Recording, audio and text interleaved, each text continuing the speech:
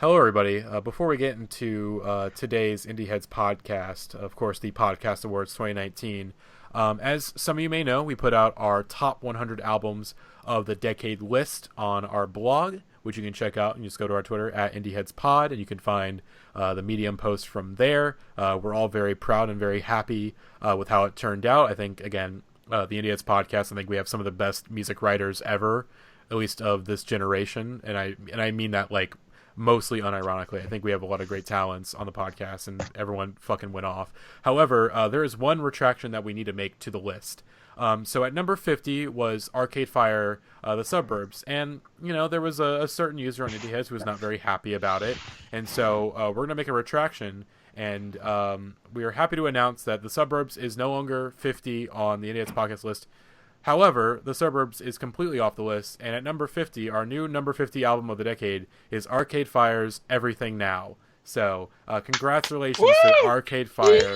Congratulations to AJ and Moser, most of all. We've been working on this announcement for, every day since we made the list. We didn't want to disappoint our fans. We really wanted to do the right thing, and I'm so proud of us for finally making it the right decision. Shit. Okay, hang on. I have to retract my retraction really quick.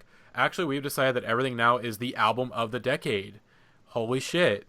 Wow. Okay. All right. This is going on too far. I can't even. Yeah, I want to endorse that. That is really deeply unsettling. I love this one. Hello, everybody, and welcome to the Indieheads podcast. I am your host, Matty at MotorVNPrince on Twitter. On this episode of the pod, we have Jackson. Hello, it's me at horse_jeans on twitter.com. I'm back. Alex, baby. Hey, representing Re-Up Gang Records, I'm Alex. We got Dill. Hey, I'm here. We got Lily. Hello, East Coast Lily Mikowski logging on from the first time from Toronto, a city that is as much of a cartoon of itself as you think it is. And then we got Corinne. Hi. Sorry I was really high on the My Chemical Romance podcast. That's okay. We love you anyways. Corinne, take my advice and never apologize for being high on the podcast. Never apologize for being in the Stephen A zone. Never apologize. Lily, that is really the proper state to discuss MCR anyways. I want to ask Lily a question, considering that after the recent Canadian elections there, where Justin Trudeau went and showed his bare ass to a crowd of 10,000 people in Toronto. I want to know what the vibe is in that city so far. Okay, hold on. He didn't actually do that, right? Because it's very hard to know what the news is here. Thank you for that clarification, because I just took it at face value. I was like, that doesn't seem like something he would do, but also he was in blackface multiple times, so... Yeah, it's like he might as well have by that. It was some kind of accident, like some spiritual force pantsed him. Or it was like his new party trick, because falling down the stairs got old, It's really... Or maybe... Justin Trudeau... It was really weird when Justin Trudeau dressed up as the Merchant of Venice for a week just to court votes from the alt-right, but I mean, who am I to judge him? Or maybe Justin Trudeau is just dummy thick and he's got those cakes and he's got to let them out, who knows? Yeah, just certainly do not endorse that. Anyways, it's the Podcast Awards, baby. Of course, we've been long dormant, and we actually had a good reason this time to be dormant, because we were hard at work at our 100 best albums of the decade list, which again I am genuinely very proud of everyone who contributed to that. All the writing is fantastic, amazing. I love all my friends who are also amazing writers. And Diver's album of the motherfucking decade, we did it, baby. I would like to not to break news on the podcast, but I have to come clean here. There's some important news I have to announce.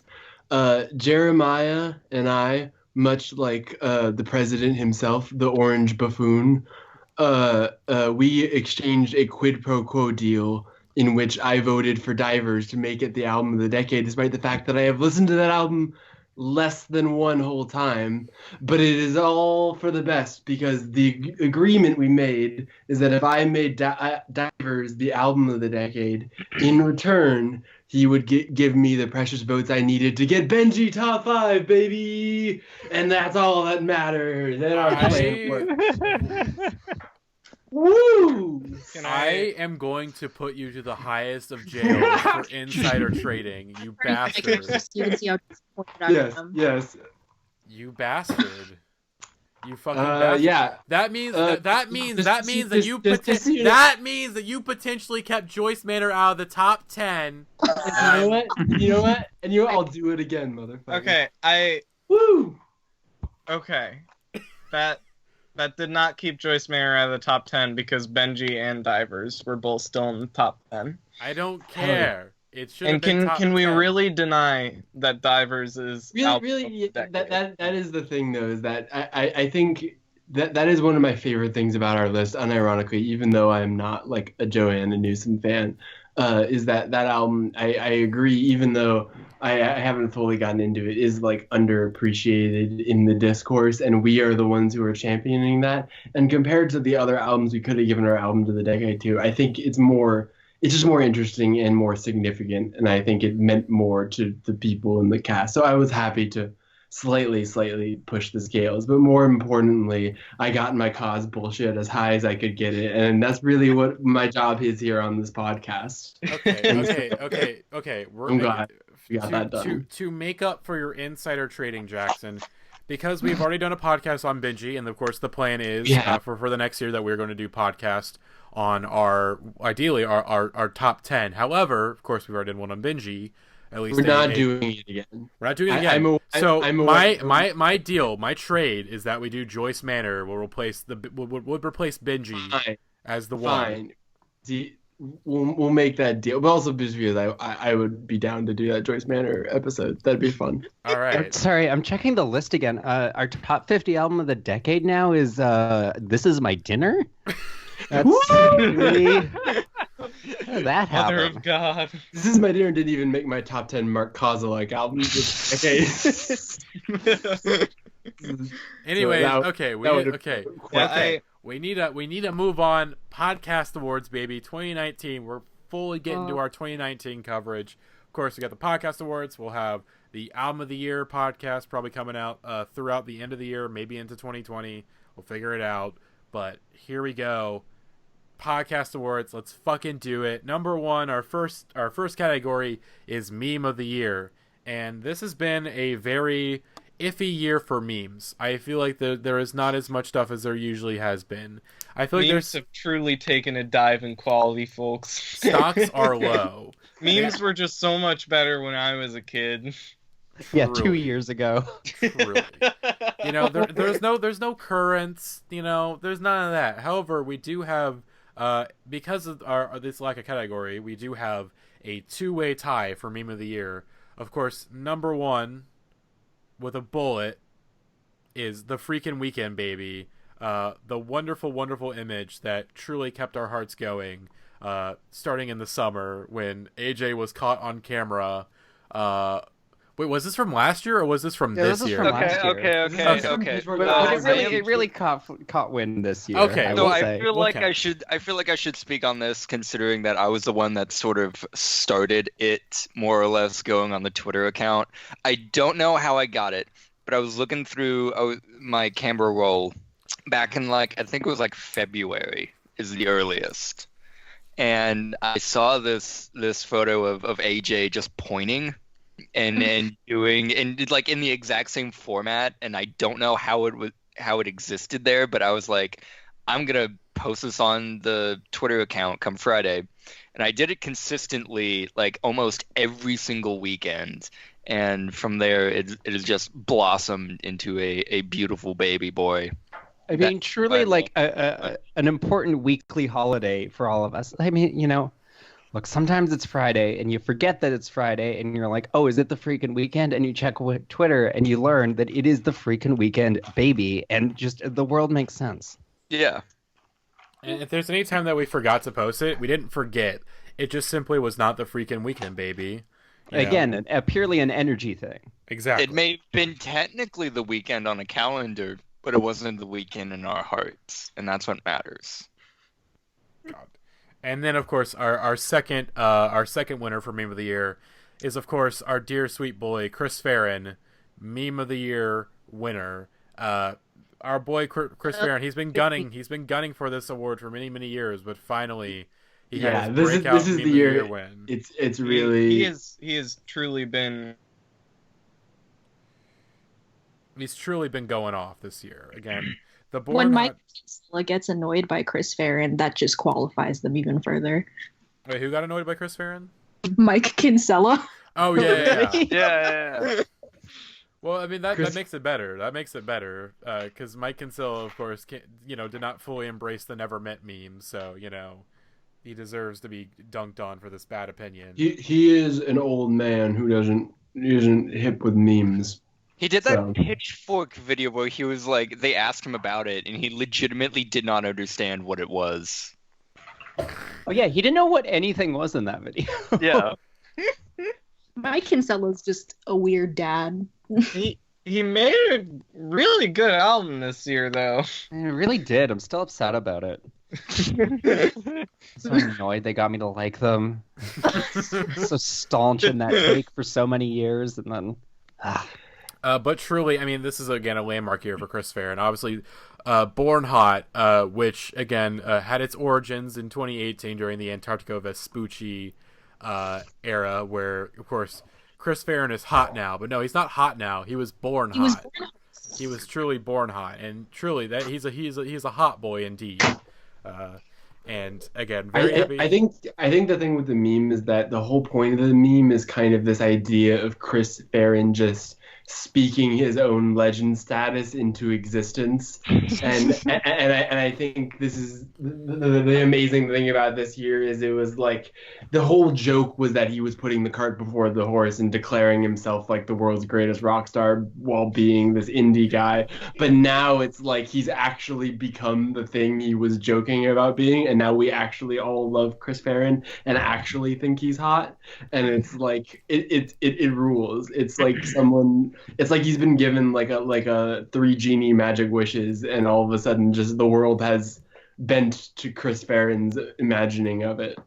The man has a hot sauce that tells you all you really need to know about it. And it's sold out in less than a few hours. I honestly think the funniest thing from the funniest Born Hot like marketing campaign thing I saw, besides the billboard, which the billboard was fucking amazing. The billboard was pretty astonishing. I think it was the happy 1-day anniversary Born Hot when he played the record release show. Yeah, it's been a wild ride. That I think he's really great, like in the way that Jeff Rosenstock is very actively, like he had a band called Bomb the Music Industry. Like his critiques of the music industry are very direct, and Chris Farron is kind of the same way, but it's like his is more sly and more satirical, where the way he kind of is poking fun at other musicians sometimes. And that was a really, really, really good tweet. God, truly another perfect award winner from Chris Farron. Truly. Yes. No, Truly. At the beginning of the year, I saw Jeff Rosenstock at the Palladium with Joyce Manor, Awake But Still Dead. Oh, hell yeah. Chris Farron got such a loud applause. It was introduced. You'll love to hear it. Love to see it. Okay. Yeah. Now for some less fun awards to give. The second annual Golden Wedgie Award for the biggest Headass. We had a lot of people that we could have given this award to this year, but we have chosen maybe 2, maybe 1. We'll figure that out. But let's go through the nominees. Number 1, the government. I mean, that seems pretty Have you obvious. seen the president lately, folks? I think he's a big doo-doo head. More like the big Cheeto, am I right? The freaking president, baby. We're gonna impeach him. Look, he's orange, and we're not complicit in anything. Truly. Uh, Okay. Number 2 on our nominee list. The remaining members of Sleater-Kinney. Oh boy, this one is. this is a good one and also a tragic one because it's not someone you would expect to be a Golden Wedgie. Some of these is like some of these you can like there are 2 names we're gonna get to down the list here that you can pencil in for next year, but like Sleater-Kinney was not someone we were expecting at the beginning of the year to disappoint us in this way. Mhm. Yeah. It's like all the drama surrounding them has just been tragic and like seriously sad. It's But, genuinely upsetting. and like the source of it was that they wanted to make these horrible creative decisions for their bad new music and aesthetic. Yeah, it's like not even like Discord in the name that creates good art. It's like Discord specifically because of people's decisions that are ruining the art of the band. It's just like it's bad. It's bad because they some of them have been like shitty people about this and like have been dramatic and not good to protect. Is it Janet was the one who got kicked out? Yeah. Of the band? Yeah. Protect Janet but like Janet it's also left. bad because the album that came out of it sucks, and it sucks probably for reasons that are not involving Janet. So we can only expect that like if there is another Sleater-Kinney album, it's probably not going to be any good either. I am kind of waiting for them to just announce a hiatus like early next year. Feels like that's probably going to happen after these tour dates. Carrie The Brownstein most, be like, morbidly hilarious part of it was when during Janice's like her, what was it, profile or whatever it was on in Rolling Stone, where they're like, so are you just kicking me out of the band now? And the rest of Sleater-Kinney were like, yeah, we are, sorry. And she just took it like a fucking champ. Like she's She like, played okay. drums for like Muppets. yeah Yeah. like she will do anything and everything except apparently play Please. shitty background drums on horribly produced St. Vincent songs. Which, like, respect, obviously. Yeah. Yeah, certainly. And- Again, but at the end of the day, and you we know, talk Carrie about, Brownstein, you know, she'd just be like, you know, these bitches got me ass backwards. That fucking horrible, what was it, Hurry On Home, the single art for that? Yeah, that's what I wanted What to is it? talk What is about. it with fucking That Andy is Clark like and one of butts? the worst images I've ever seen. Just like the like their edgy outfits, and then she's standing facing the wall in like this clear trench coat with her ass more clenched than I've ever seen an ass. I kind of thought it was just a mannequin ass. Is it? Well, No, that's a real butt. That's a real butt. That's a real butt. Whether or not it's Carrie Brownstein's, we can't say for sure. Yeah, I just pulled this up for the first time, and this is I have a lot of questions. It's This is really my first just reaction. it's just another piece of the roller coaster they put us on this year. Like the Such announcement that they were doing astonishing- an album with St. Vincent was like, okay, like every bisexual in the world is like brimming with new power now. And then like the single, and you're like, great new single, the art, and you're like, ugh, but then the single was okay, and then the album art was great, and then the Janet thing, and just it was. So what a slow motion train wreck through the whole she's like year. very turbulent and up and down, and I'm glad that Sleater-Kinney was not a band I particularly cared about before this year, because it seemed I could just watch this from afar. This must have hurt for longtime diehards, like really Yeah. hurt. Oh yeah. Folks, 'Cause, like, when if you you have- think the when you have a- president, if you think the president is in hot water, let me tell you about Carrie Brownstein. Oh, buddy boy. We should move on to the next. All right, this one, another sad one, but very understandable. And one we do need to explain a little bit. Tyler, the Creator, is our next nominee for Golden Wedgie Award for Biggest Headass. This one is mainly just sort of What did he do? So this one's more of a culmination of things, but it really came to a head. There was a recent GQ profile of Tyler where he just came off like a huge fucking asshole. It's like, oh wow, this guy like hasn't grown up like at all. Like that's what happens when you get famous like really young, is that you just won't grow up. And for Tyler, it was like, oh wow, like maybe he actually grown up, but like it's just musically, personality wise, like I stand by my low effort album review of that, where it's literally just like, if you don't love me, I'll kill you. But he's gay, so it's okay. You know, that's the growth. That's the only growth that he's seen, is that like, okay, I'm gay. Like, that's the only growth he's seen, which is like, that's pretty good. Like, we'll take it. But there's some really horrible shit in this GQ profile. The thing about the GQ profile is that, like, obviously the whole thing with Tyler, I mean, like, he's obviously always been like sort of a provocateur and all that stuff, and that was the issue with him for a while, and it just seemed like, oh, this guy likes being really edgy and confrontational in his art.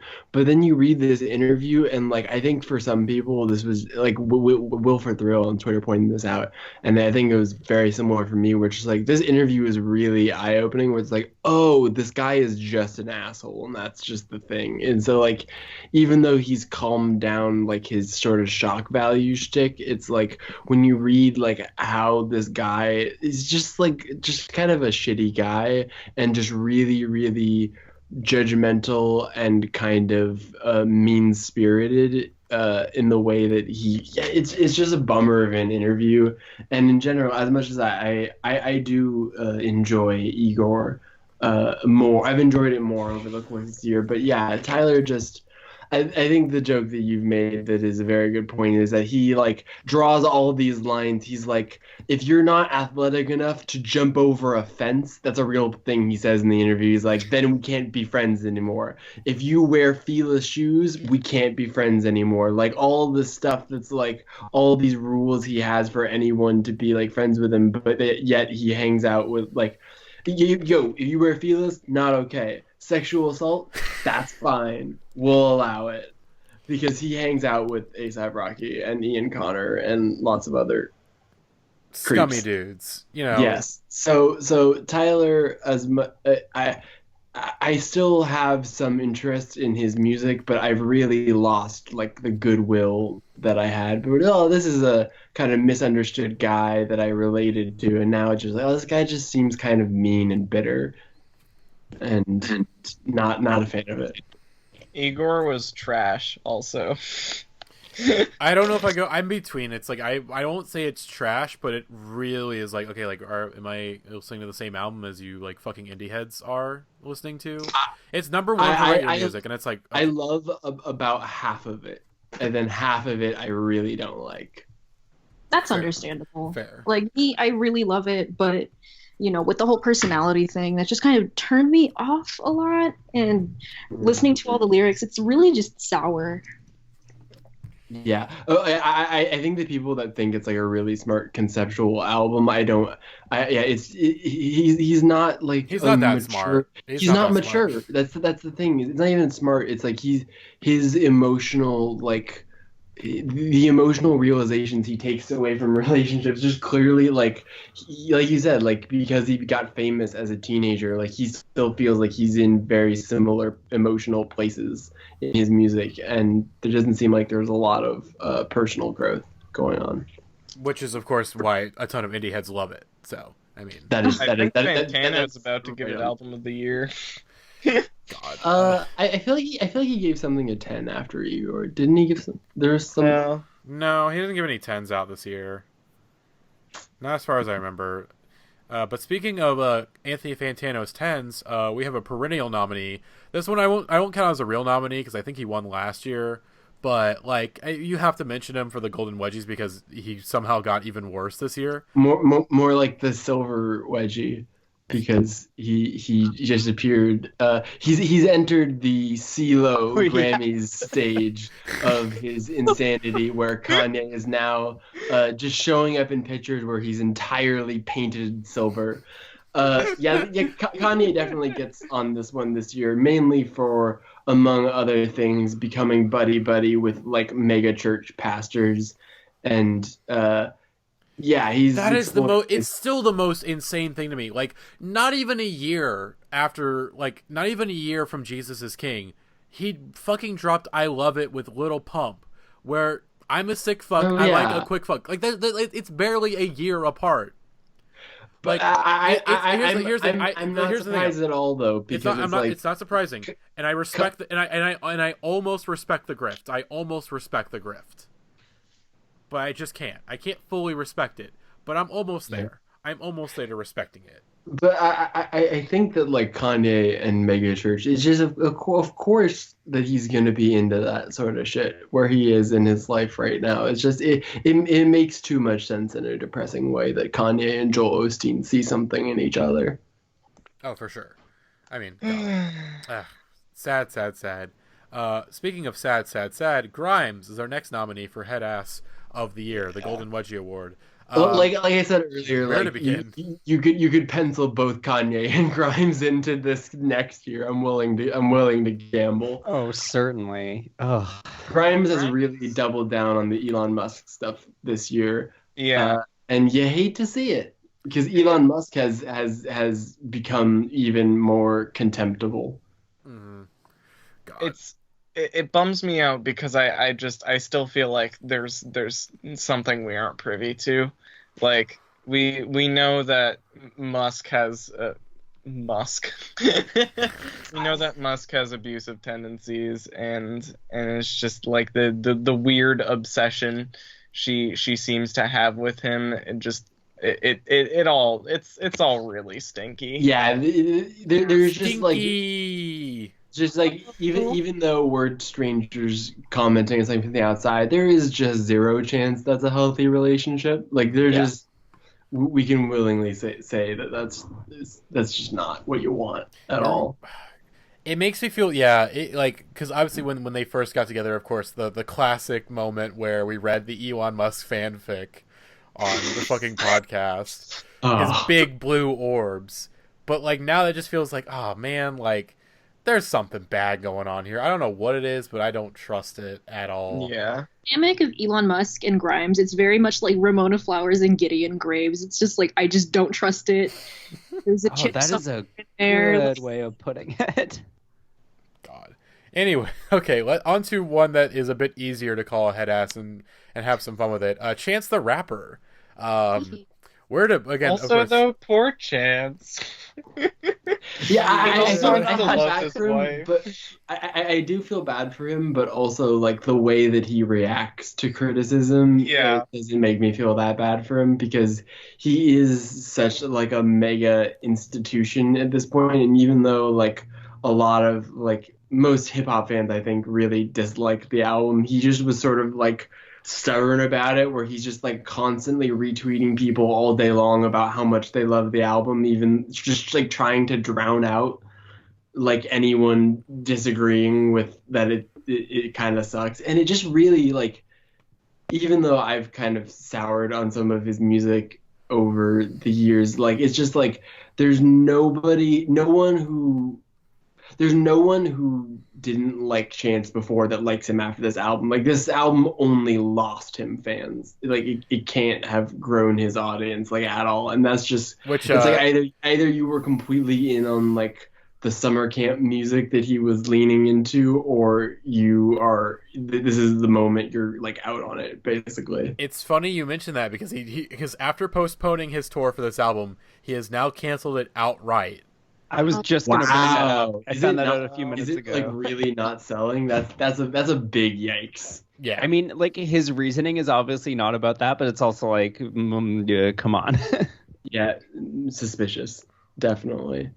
I mean, yeah, like I don't know what happened because like in freshman year of college, I went to go see a Chance the Rapper concert, and at that moment I was like, Chance is one of the most important artists to me right now. And 4 years later, it's like, sorry to this man, I don't know who this is. It's not what you want. God. But however, that album is so bad. Also, like holy shit, it really it was memed to death. But I think that it really was this year's Man of the Woods is what I compared it to. Or just appropriate comparison. It's just like one. It's not executed well, but it's the combination of the lack of execution, but also from minute one, it's like, did you think this is what we wanted? No good ideas were had in the making of that album. I think this is also a good comparison in that both albums exhibit like a really strong like limp flaccid kind of passion. That is true. They're highly flying. fixated, but not inspired. That is exactly what it is. I mean, male narcissism truly at work there with both those records. Definitely. Truly. Yeah. But anyways, our final two nominees and our winners of Headass's Golden Wedgie of the Year. I think this is a tie. I don't know, but we'll just go with it being a tie. Of course, the Pitchfork Media Corporation gets a Golden Wedgie. They gotta get a Golden Wedgie. We can present this one without comment, I think. Yeah, everyone knows. But most importantly, the people who deserve the Golden Wedgie the most, I would say, is people who have not listened to Divers by Joanna Newsom. So, Jackson, after the Partial show, wedgie. send me your address so I can send you your Golden Wedgie award for biggest head ass. I know. Drop me the address after the podcast. But truly, though, Divers album of the decade. I stand by it in spirit, even if I don't agree with it. I stand by it in spirit, and I'm glad that it is our album of the decade. And I'm glad that Alex got to write some very beautiful words about the record. Thank you. It was very cathartic for me to do, I think. That album is just so important to me. Mm-hmm. Gosh. Now let's get on to our next category. Let's see what our next category is. It is Clickbait of the year. Clickbait of the year. Oh boy. So I put this one together today, and there's a lot of really good stuff here. So we mentioned Grimes, and this is a fun Grimes thing we can make fun of. This is something that we can make fun of without any guilt. The headline, which comes from Billboard, but the article is from Stereogum because it actually has the quote in it.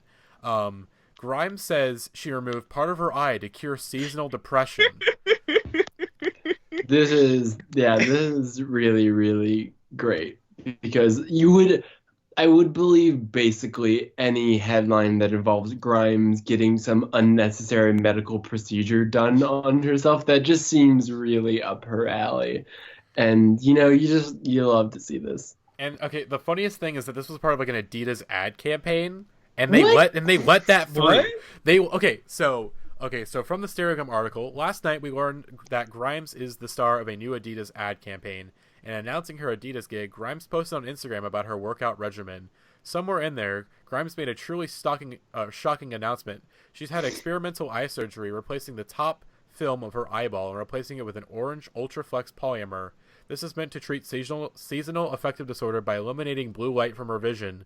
Seriously, that is she nuts. says all this. Here's the exact quote. So essentially, like the thing that you have on your phone that like changes the colors of your phone before you go to bed so that you can fall asleep. She's just like, you know what? Do that to my whole eyeball. That's that's what we need to do. Okay, I don't understand that. Also, like the science behind that. Now, for one, I don't think this is at all true, because like the sun's light, the light that comes through our atmosphere has a blue tint, and we need more of it, and we get more of it in the summer, and that's why there's seasonal affective depression, because we get not enough of it in the winter, especially because it gets overcast.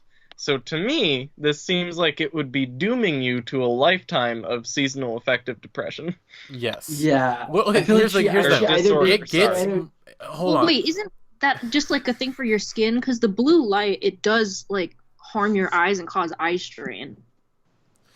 Corinne, please don't defend Grimes in this situation, please. No, I know please you're not. no. I know you're Don't not. say that to me. Okay, but like for real though, this article it's more insane. Okay, so here's some highlights from the post has been deleted, but luckily Business Insider has archived some of it.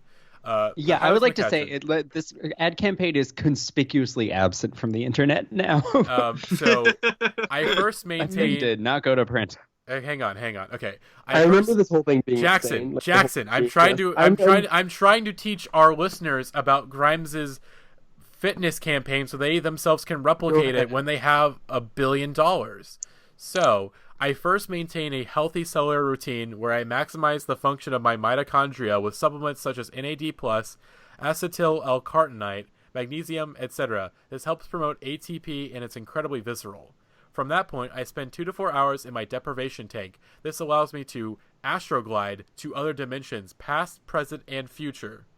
Hannah then comes over, and we do a screaming session for 20 to 25 minutes while I slow boil the honey tea that maximizes vocal proficiency.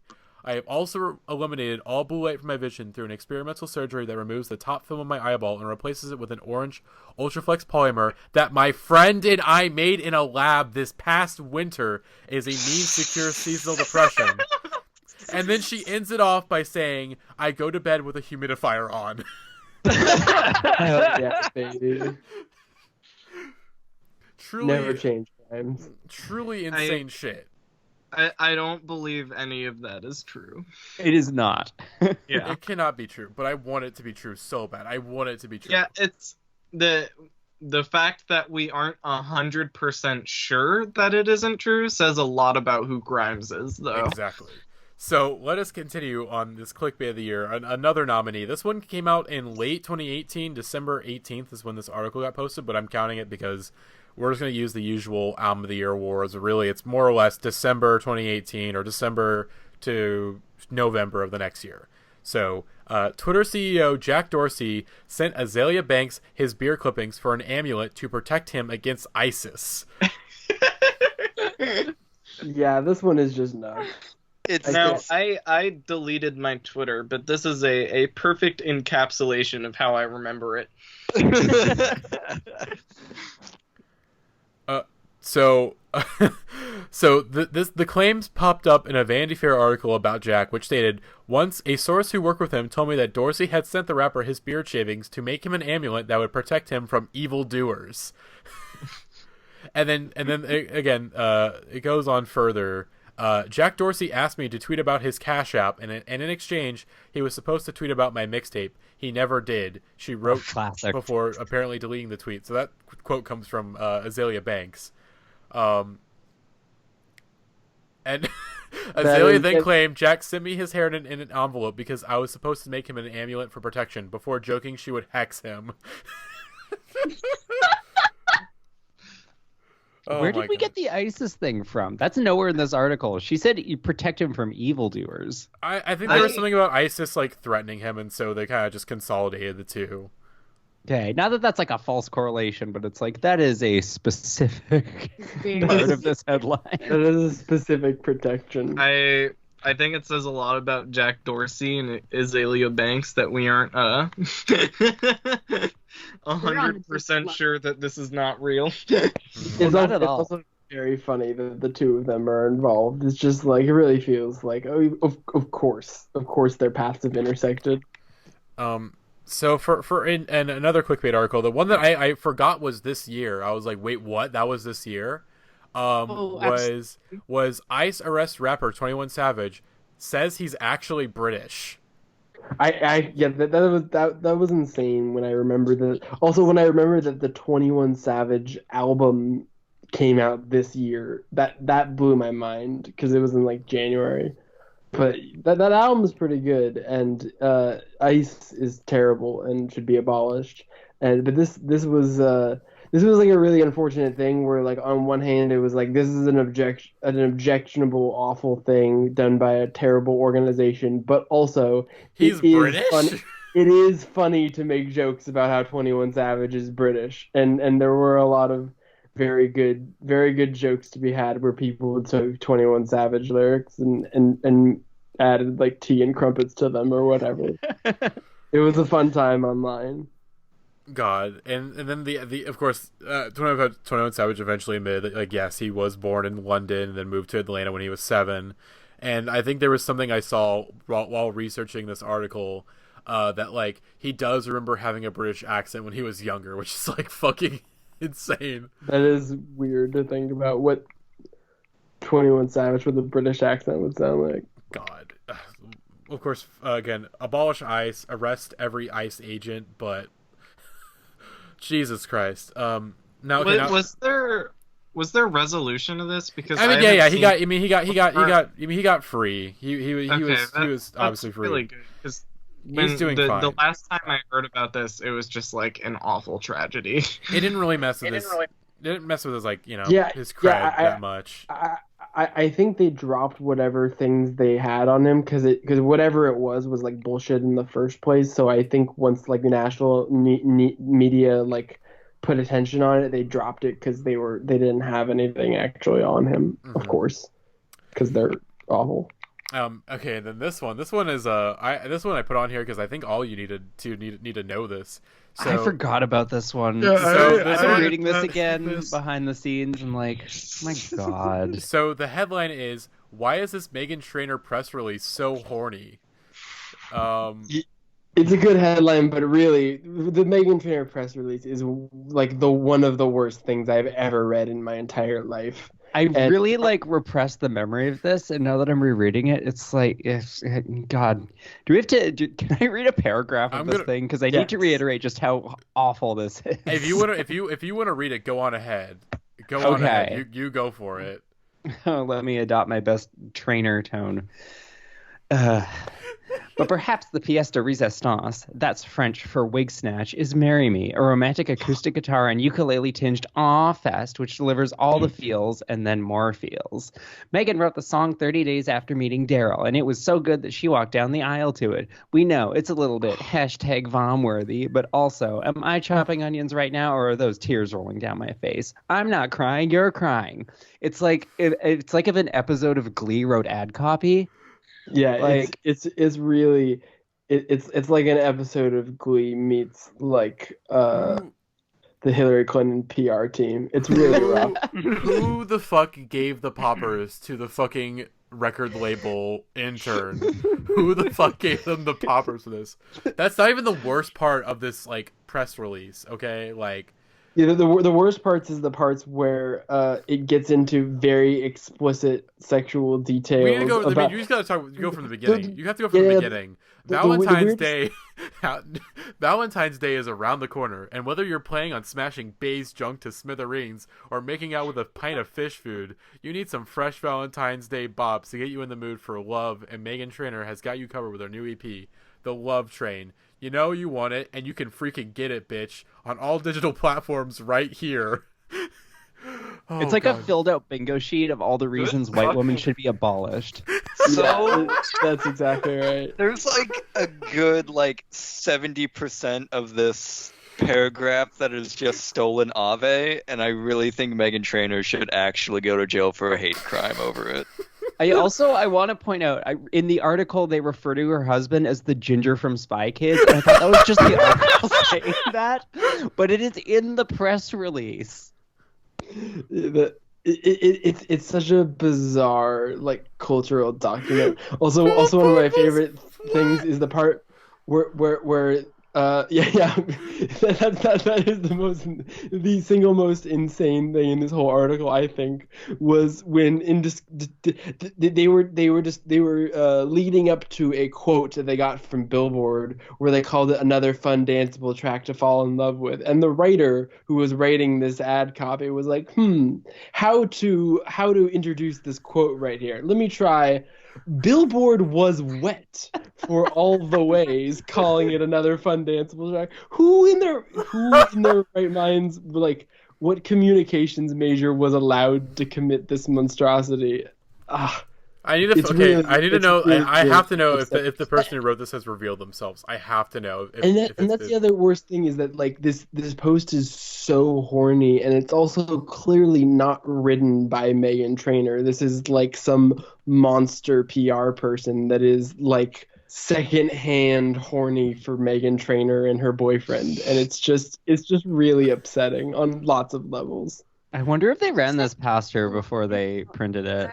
You know they did. You absolutely know they did. And she was like, "That's so cute. Do it." Yeah. And the most, yeah. The best. The last line of this, I'm just realizing. Be on the lookout for more surprises very soon as she prepares for a landmark 2019, which did not happen. Oh boy, I think the best response to this was from Twitter user @HannahFlint. This Meghan Trainor press release has just given me a UTI. Yeah. Okay. Next. Yeah, I got a yeast infection reading it. Speaking of yeast, Rae Jepsen. Carly Rae Horrible Jepsen segue. in this headline. Horrible segue. Carly Rae Jepsen says she watched Seal eat an entire loaf of bread on a private jet. So This one was one I did not read at any point this year, and when you put this together, I was like, huh? So, in an interview with Beats One radio host Zane Lowe, this is where the headline comes from. Fun fact: Seal ate an entire loaf of bread, one slice at a time. Jepsen said, "I'm sorry, I shouldn't say that. It was gluten-free though, so that's good." This is like really wholesome. It wasn't. It wasn't even like fucking like a baguette or something. He was just like, it was just straight up like sliced bread from the store. Hold on, can I make a really embarrassing confession? I just realized she was talking about the singer Seal. No, yes, that was what I was about to say. Yeah. I thought she. Just on a plane. That is also what my first reaction to this headline was twice. It took me the third time reading through it to be like, oh, like Kiss from a Rose. Got it. It took me until now. I knew who it was. I knew she was talking about Seal because I've been listening to the Pop Star soundtrack lately, which The 50 is album of the decade. a great Seal feature. Oh God. Okay. So Zane Lowe, who was the person that was interviewing her, was like, Lowe vehemently disagreed that this was a topic that should be off limits and pressed her to reveal more. So, could you talk to Seal, or was he just eating gluten-free bread the entire time? Lowe asked. Journalism, baby. And then Carly responded, his mouth was rather full. He opened the bread, he removed a piece, he closed the bread, he ate the whole piece with nothing on it, and then he did it all over again. So that means that he ate 2 whole loaves of bread on this plane ride. And apparently Michael Bolton was also on this plane with them. Michael Bolton was one of the loaves. Another legendary Lonely Island collaborator. True. What is celebrity, honestly? Oh my God. I But wonder where the flight was to and from. And then Winnipeg. Yeah, where the other collection of singers going to? the other key thing is if you open the article and you scroll down, you can find a picture of Michael Bolton and Carly Rae Jepsen and Seal holding 2 loaves of bread in his hand.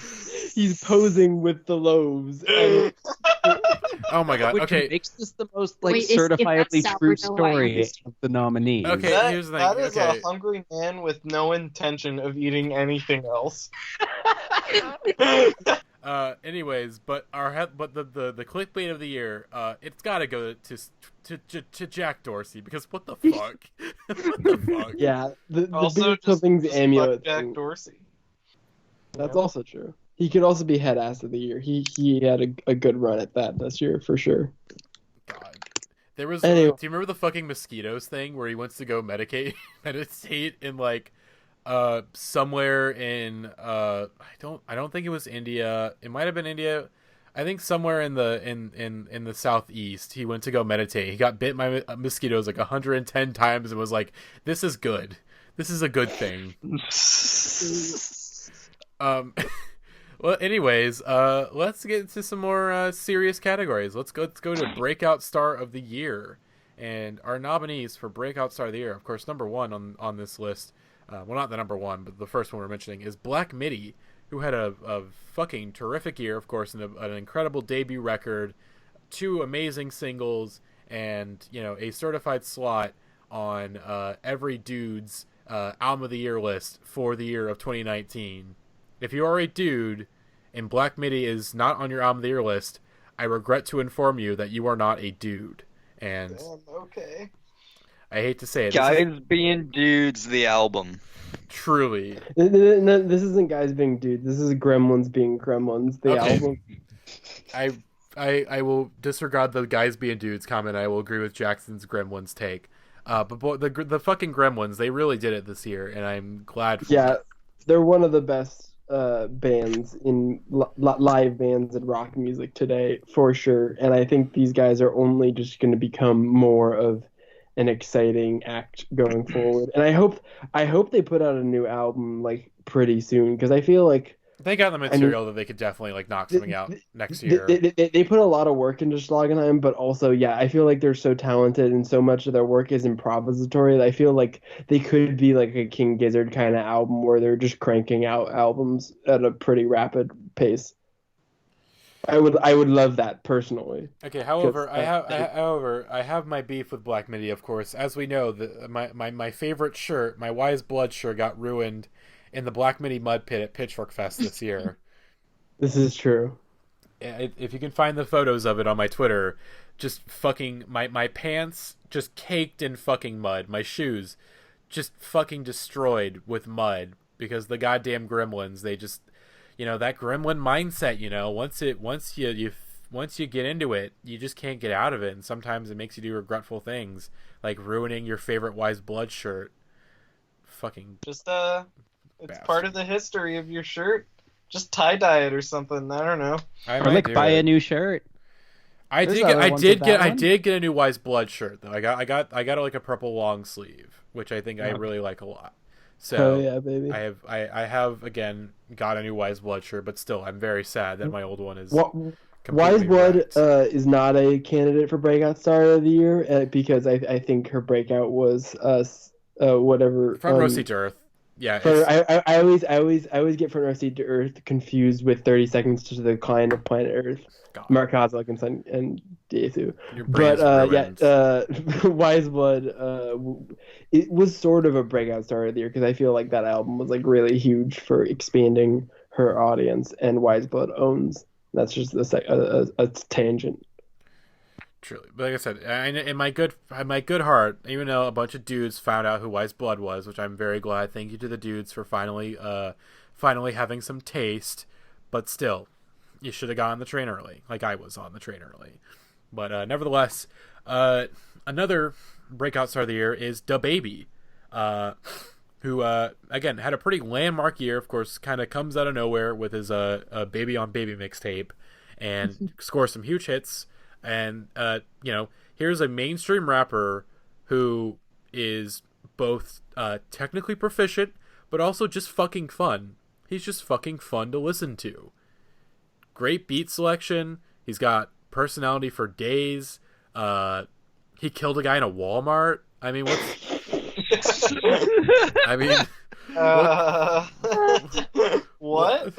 Yeah. This is a little known thing about DaBaby that Matty likes to bring up, which is that in self-defense, apparently there was some incident where he killed a guy in a Walmart.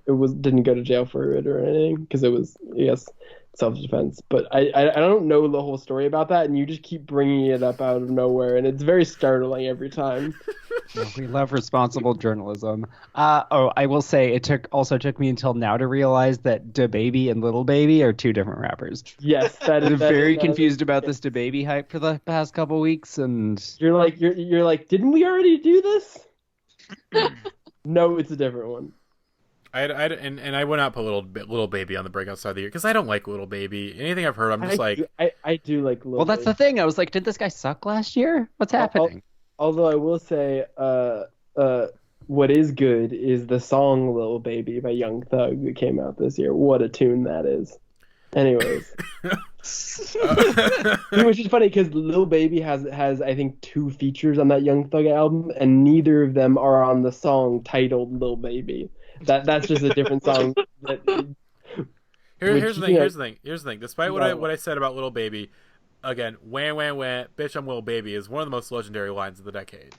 It is true. Just fully being like, okay, yeah, I'm called Lil Baby, wah, like whatever, like just fully going for it. Like I respect it. But next on our Breakout Star of the Year nominees is the Gex. 100 Gex, baby. The Gex are truly mystical. Again, come out of freaking nowhere with this incredible debut album, which is arguable among some of the people who are on the podcast tonight, but it's arguable. But again, 1000 Gex is a wonderful album to me. And can I talk a little bit about my journey into Gex fandom? Yes, go ahead. Because I did not understand or like the Gex at first, but they have snuck into my brain, and they've called squatters' rights, and they refuse to leave. This is exactly correct. So I found out about the album because, well, I'd seen some stirrings, but I really started to notice it because Lizzie put it on her Instagram stories talking about how much she loved it. And I was like, huh. And I listened to it, and within like 45 seconds I was like, yeah, this is not going to be for me, and I turned it off. But that was kind of my opinion. I tried again. I didn't get it. It was really, really kind of dizzying and difficult to understand. And then I saw them open for Brockhampton, and my experience started with that, and certainly most of their set I was just like, huh, but also I guess I'm glad they exist. And then they did this like really just absurdly loud like black metal drone song. And it stirred something from deep within inside me, and I felt something profound there. I can't put a name at it. I can't put a name towards it, but I really felt something. And then ever since then, Stupid Horse has been one of the greatest songs I've ever heard. A brainworm with like the word geck emblazoned on the side traveled up your spine and into your brainstem. I really wish I could get to that point. I like a couple of the songs on that album, but I still haven't fully. I do feel kind of like a lot of me just wants to not like them because I just don't want to feel like I'm that much of a zoomer that I'm like, this is good actually. But there are songs on the album I do enjoy. My one opinion is that I can't, as much as I understand where people are coming from, I don't like Money Machine as much as other people. But in general, I think they have to be on this list because it's like whether you love them or hate them, it's like it's impossible to listen to their music and not feel something very visceral. And I think as far as artists who are doing something genuinely inventive in music right now, they're definitely like up there. If anyone for better and for worse, I would say. If anyone listening to the podcast is gecking the halls with me this Saturday, please let me know because I'm so excited to geck the halls. Geck the halls. Here's they have this shirt that they were selling at the show that just on the front just says 1000 geck, and it's got this gecko looking into an iPhone at itself, and it's just truly like one of the greatest T-shirts I've ever seen. I can't express the like deep stirring within me that it produces. God. Okay. Before we move on to our next Breakout Star of the Year nominee, there's two things with the Gecks. Number one, they're from fucking St. Louis, baby. These are St. Louis homegrown motherfucking stars. So I'm proud of that. And then number two, like, here's the thing. At the beginning of the year, no one knew who the fuck they were. Like, people knew who Dylan Brady was, like, in, like, these underground scenes. Vaguely. Like, vaguely Dylan Brady. He wasn't really, nothing, at least on, like, our radars. Like, no, like, maybe, like, the EDM scene, he was kind of, like, a lower tier known person. But then Laura Les had some traction on, I don't know, kind of like trans music Twitter a little bit. Yeah. Here and there. Like I said, just, like, really underground stuff, like, underground scenes. And then, of course, they come through this album. It blows up out of nowhere, essentially. They go on tour with Brockhampton, and on their first tour, they're playing Madison Square Garden. As an opener, mind you, but, like, still, you're on your first tour, and you're playing Madison Square Garden. That's fucking insane. It's truly wild. And you wrote, I imagine like you wrote these songs too, and you're playing them in Madison Square Garden. It's just like, how the hell did we get here? How did this happen? When I saw them in Boston, they got the crowd going. After a little bit, the crowd was like all in. The pit was going on every song, and they were the crowd was much more excited about them than fucking Slow Tie, What? which was astonishing to me. God, truly insane shit. But our next breakout star of the year nominee goes to the gay-masked cowboy himself, Orville Peck. Ye fucking ha. Ye Orville fucking ha, Peck baby. is amazing. I love him so much, and honestly, it's super weird and cool that like just a gay Canadian guy can make the most amazing kind of yeehaw sad boy country-ish music to me. Wait. And I love it. Is he Canadian? Yeah. Yes, he's Yeah. Canadian. Well, Ah. allegedly Canadian. Allegedly Canadian. Allegedly Canadian. There was a really, really great tweet I saw today, which was someone that tweeted Orville Peck, but underneath its Twitter user Craig based, and I had a good laugh about that for like 20 minutes. Anyone who follows Craig. Oh my god. Fucking yeah, Craig. Orville Oh my Peck- god.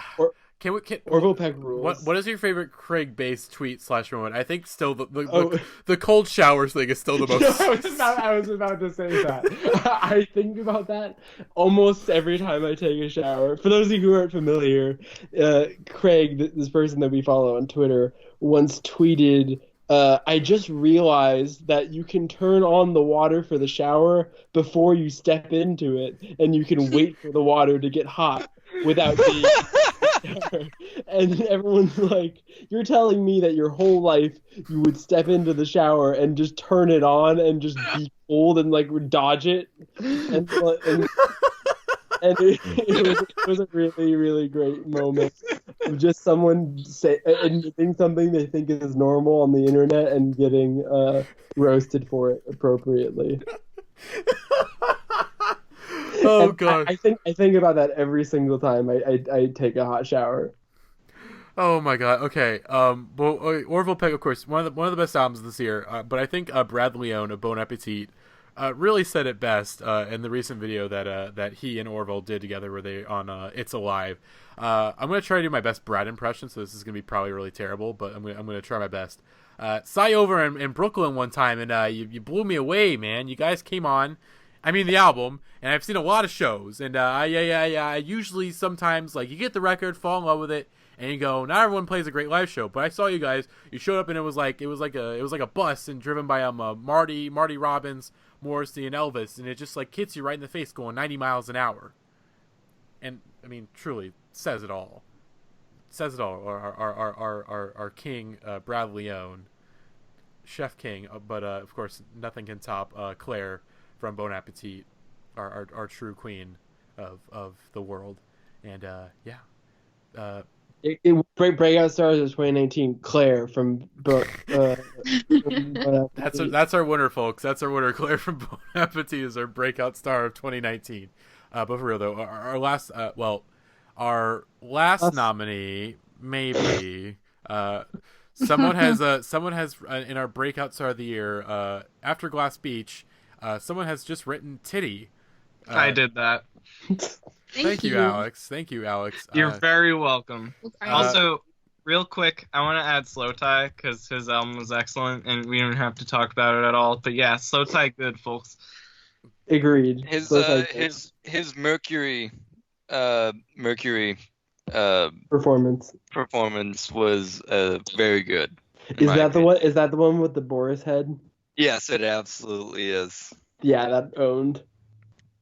Oh God. Okay, sorry. Before we get to Glass Beach, going back to the Mercury Prize, remember when fucking Cameron from Black Midi gave himself a fucking concussion running into a piano during the performance of Boom Boom Bam Bam? Okay, well it's not. Well, he didn't. I don't know if he actually got a concussion or not, but basically during that performance, he like throws down his guitar. He like runs like head first into a piano. He like falls on his ass after he hits his head on the piano. He then like stumbles back up, then does a front flip onto his ass in front of the stage, and then grabs his guitar and just tries to keep playing again. Truly wild shit. But Glass They're Beach, maniacs, and we love them. this one's mainly for Rose. We gotta throw Rose a bone and get Glass Beach in the breakout star of the year. nominee list. Yeah, they're definitely like one of the bands that has made an impression on like music critic types this year. Like, I mean, Fantano just did like a months late review of them because he's like, this is something this seems important and I have to circle back to. And of course, they're getting, again, they just got signed to Run for Cover, and they're getting the album reissued by them. So, they're going to be a big emo band. They're going to be one of those big, well, maybe not emo per se, but like in that sort of like emo adjacent scene. Power pop, I think I've heard them described as. I mean, like I said, the sound is power pop, but like their audience is mainly going to be like these emo adjacent heads, pretty much. When you're on Run for Cover, like it's going to be these like more emo adjacent fans. But yeah, First Class Speech, it is a, you know, I'm still processing it, but it is a very like fiercely creative debut album where it's like, okay, here's this band, we have our entire identity figured out, and if you don't like it, like die. Exactly. Die and go to hell, part 1. But anyways, our winner though for Breakout Song of the Year, I mean, come on folks, it's the motherfucking Gex. It's 100. It's gotta be. It's 100 fucking Gex. Also, one big of the boys coming with the big trucks. One of the greatest band names of recent memory. It's just fun to say 100 Gex, and also like if they call the next album 1001 Gex, I'd love that. 10,000. No, it's gonna be 10,000. It's that would confirmed be for great. It's confirmed for 10,000. They could call it 2,000 Gex. I'm just saying, like, all of these variations would be good, and I would enjoy them more. I enjoy their name more than I've even enjoyed their music, but I feel like eventually I'm gonna get infected with the brainworm. I know it. It happens for everybody. It happened, again, like I said, my girlfriend didn't get it at first, and then eventually she came too. She still doesn't like Money Machine a whole lot. I think the biggest thing is that you have to, like, once you are okay with not liking Money Machine, once you accept that you just stop trying to get into it, then the rest of the album opens itself up to you, and you can really enjoy and love the record.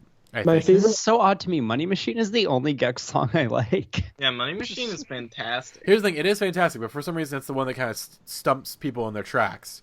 You do or you don't like Money Machine. That's true. That is the litmus test. But I do. My favorite on the album is 100 dB Cloud. That's the favorite. Oh, yes. For me personally. God, here's the thing with 100 Gex. It's 1,000 Gex. It is a dumb fucking record. It's so fucking dumb. I mean, yeah. That's why it's so good. It's precisely why it's so good. Is that it's so dumb. But then they'll have those little moments of like deeply emotionally resonant shit, and you're like, what? Like what? Like I didn't expect my heart to feel this way listening to a band called 100 Gex. Like I did not expect to feel like when she's like, you know, I said I love you on the plane, I said I love you too. It's like I did not expect to feel something when listening to an album called 1,000 Gex, where two long blonde hair people are just like Blair Witching in front of a giant pine tree. Okay, that's not the type of shit that I expected. Again, if we end up going to Pitchfork Fest next year, which I'm not sure, I'm still heavily debating it, we must go to the 1,000 Gex tree. We all is that in that park? It is near Chicago. It's like a 30-something minute drive from. That would be a really funny like take the 100 Gex picture in front of the tree. That's gonna be like the new like American Football House thing. That's exactly correct. Setting up an Airbnb at the 100 Gex tree. Could I do a little reading of the first verse of Money Machine, please? Yes. Go ahead. Please do. Hey, old piss baby, you think you're so fucking cool, huh? You think you're so fucking tough? You talk a lot of big game for someone with such a small truck. Aw, look at those arms. Your arms look so fucking cute. They look like little cigarettes. I bet I could smoke you. I could roast you. And then you'd love it and you'd text me I love you and then I'd fucking ghost you. Thank you. Thank you. Sincerely, one of the best pop songs of the last 5 years. So fucking good. I was like lip syncing along to it as you read it. My partner's son really liked this song for like a month, and it made everyone's really worried. So, oh, he's 4, by the way. Hell yeah. Hell yeah. love to raise the kids on the Gex. Rightfully worrying. But anyways, let's get to our biggest disappointment of the year. And, of course, our first nominee is fucking Tories. You fucking Tories. You piece of shit fucking Tories. You goddamn motherfuckers. You're gonna... Fucking England, you stupid motherfuckers. You dumbass motherfuckers. You killed our train granddad. You killed our train granddad, and you try to call him a fucking anti-Semite because you're fucking idiots. Fucking morons. Idiots. Fucking Tories. Disappointing. It's not great. Not what you want. I mean, really, you could either go fucking Tories or the boomers of England, really, as the biggest disappointment of the year. I don't think that's an England-specific problem. Not really an England-specific. Like, there was a tweet of like the handshake meme of like, of course, England, America being too racist to have a functioning economy or some shit like that. Yeah, functioning government. Racist democracy, I think, was what it was. Whatever the case, god damn it. But the actual winner of the biggest disappointment of the year, for the 5th year in a row, is the Indieheads podcast, baby. Woo! Give it up for year number 5. But we only put out 8 fucking episodes of the podcast. 12 videos, but there are only 8 episodes of this podcast. Truly, we can actually be the biggest disappointment. This is like the most genuine like time that we've awarded ourselves this. We set the bar so low, and then we somehow managed to limbo underneath it yet again. Look, we stuck to our guns. We said quality under quantity, and followed through on that promise. They tell you have to have one or the other, and we're like, how about neither? That is correct. Truly, the Indieheads podcast mantra. Let me make a little I'll contend that this is our 9th episode. That's true. We will have at least hopefully, if we get these album of the year episodes and then a Billboard episode out before the year ends, we will have 12. So technically, we will have one podcast per month, which is not bad. We're not just bad. Cramming right before finals. Exactly. We're getting our assignments in right at the last minute. Exactly, and there's nothing wrong with that. I am very much looking forward to that last of the decade Billboard podcast where we talk about the very last Billboard top 10 of the 2010s. Oh, I thought you were just gonna say the last Billboard top 10 ever. Just like pop music is done. You gotta cancel it. God. Okay. Anyways, let's go to a new award that we are giving out this year, the Memory Hole Award. Now, we were originally going to do a whole episode about this, but it kind of fell at the wayside once we got into working on our decade list. So this kind of fell to the wayside. However, we are making up for it. The Memory Hole episode got memory holed. Yes, exactly.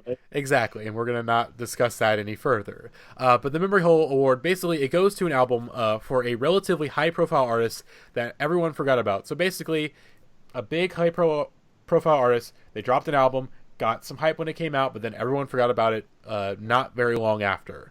And there's a couple of very good nominees for this, and so we will start off, sadly, with Carly Rae Jepsen, Dedicated, for the first nominee, which I listened to this once, and I did not want to listen to it again. Not even like I think it was bad. It was just like, okay, I got as much as I could get out of this album, which is sad, considering that Emotion is so good, but, it happens. I think Emotion isn't overhyped per se, but it's just this sort of thing where like the way that album was just sort of presented, it is, for whatever reason, it felt like we overdid it so much on the Carly Rae Jepsen praise, and we overdid it like too little too late in a way that like when this album came around, there wasn't any like excitement for it for whatever reason. And I think that was partly like it didn't have a super great rollout. Like there weren't like really big singles that like grabbed people's attention, but I also sort of feel like everyone went so in on Emotion, it just sort of became like a meme, I feel like. And so I feel like because of the memification of Carly Rae Jepsen, it seemed like in a weird way people were taking this album like not that seriously. Well, it's also just hard to equal like the narrative quality that Emotion had to it, and the way that album like built momentum over the year. That is from being true. like kind of a lark to being this like consensus classic that just like nothing she could have followed up with would have matched that. Exactly. Yeah.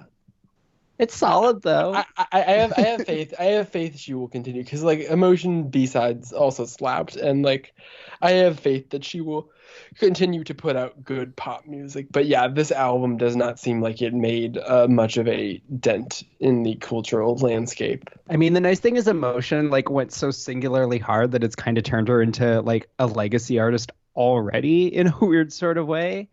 Like when I saw her live, which was a great show, by the way, it was like totally that thing of like, okay, yeah, the new stuff, whatever. And then everyone's just like looking forward to the hits. Like she kind of already has that about her.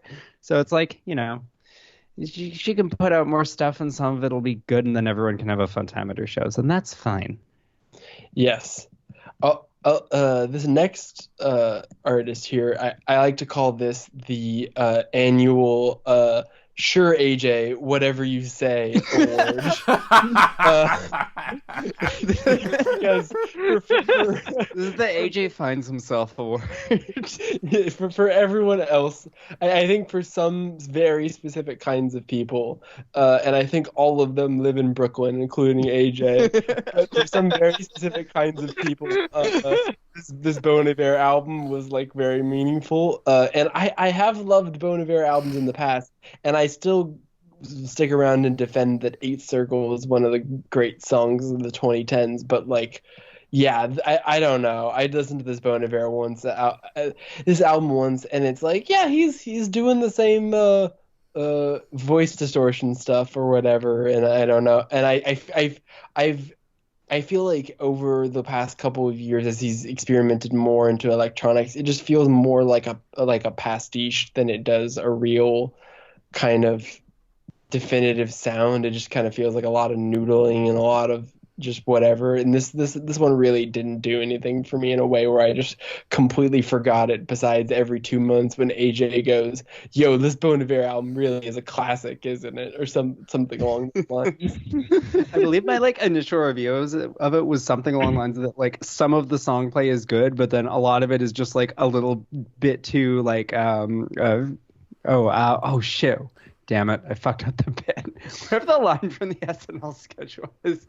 Oh, baby light bulb Ferris wheel gravy. There's just a little too much of that. Yeah, that is so much of the Bon Iver. Like I have gotten to the point where I definitively can say I don't think he's that good of a songwriter, because his songwriting is this sort of spiritual nonsense babble where it's like if the music of it is hitting you in a way, you're just able to sort of succumb to it and like get on the same emotional wavelength as him, and then it doesn't really matter what he's saying and just sort of works in the I don't know what it means, but it's provocative. And I think Eighth Circle is the absolute best example of that, because I've read the lyrics to Eighth Circle so many times, and I feel like there are words that are made up in there, and then there are also words that are just being used in ways that you don't understand, but also it's like, damn, that shit hits when it hits. But unfortunately, and we didn't even write down the name of the album. It's just I or whatever. No thanks. More like it. I should note really quick before we continue on to this further the nominees for the memory hole. I am currently annoying my girlfriend with uncut gems gifts, so I hope everyone knows that. Because my girlfriend is not having it at all. That we are so obsessed with the gems. The thing about the gems is don't you fucking ever dare cut those gems. Never. Not once. Fucking dare. Nevertheless, okay. We could do a late night episode. We'll do it. We'll do an Uncut Gems podcast. We have to. Because I legitimately might put the score on my top albums of the year list. I liked Age of, but the score is like maybe the best thing OPN's done in the last 5 years. It's so goddamn good. I do not think our audience legitimately understands the level of like just collective brain trauma that has happened in our Discord server over Uncut Gems. It is really an obsession. And the great thing is, only AJ and Nat and I have seen it, but I promise you guys we aren't overhyping this movie. This movie and Parasite were the two movies this year where it was like, I haven't had this much build up to a movie in my life before, and both Uncut Gems and Parasite were like, this is better than I thought it was going to be. I would like to, once again, call out the TIFF Lightbox cowards for not showing the movie they premiered until 2 weeks after it goes wide in the States. That is absolutely some bullshit. Infuriating. But also, the Gems, baby. Adam Sandler for... It's become among members of the podcast a purely like memetic thing. Like literally like anyone will just drop in the Discord server gems, and then like everyone will lose their shit. Multiple people are typing. It's no coincidence that Gems and Gex share 3 out of 4 letters. This is true. Okay. Now Skip. Energy. Now Skip. You know I'm sensitive to those gems being uncut. Yes. However, however, but go. But fucked up the meme. I did. Look, you fucked up. You fucked up earlier, Lily. Don't even. That's true. One eye for an eye. Anyways, Memory Hole Award. Now this one, this is not our winner, but holy shit, did they make a good case for being the winner? Anderson .Paak, who released 2 albums within a 6-month span. Now one was in 2018, but still, like late 2018, so basically 2019. Basically released 2 albums within a like 6-month span, and both have been completely fucking memory holed from the public consciousness. This is true. I want someone. Can someone name both the albums for me right now? I can, but Oxnard and Valencia, is that the other one? Ventura, close. They're different. I mean, every single one of his albums has been named after a neighborhood in Los Angeles, so it's very understandable to kind of get them confused.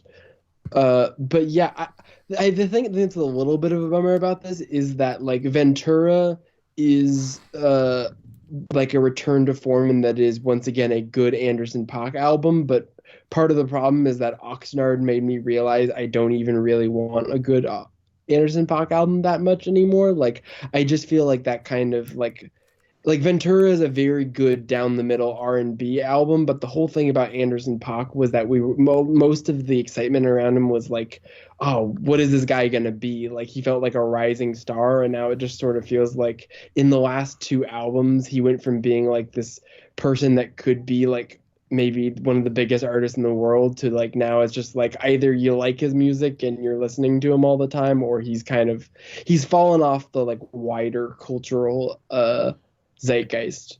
I feel like he was someone whose aura got very killed by the algorithm. That is I think very true. He got swallowed by Spotify core very, very quickly. Yeah. His kind of brand in R&B just isn't really like, it's good, and I think like the execution on Ventura is like reassuring after what a not very good album Oxnard is. And also, why do you keep thinking that it's going to be a good idea to release a summer album in December or January or February? Why do you do this, Anderson .Paak?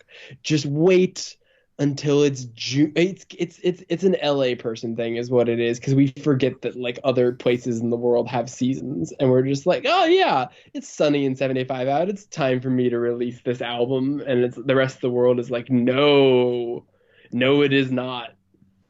Anyways, yeah, Anderson .Paak 75. most people have forgotten that he put out an album this year, partly because it came early this year and partly because he put out an album last year that got most of it. And that's the other thing, is that like when you try to do the Gorillaz oops my bad album,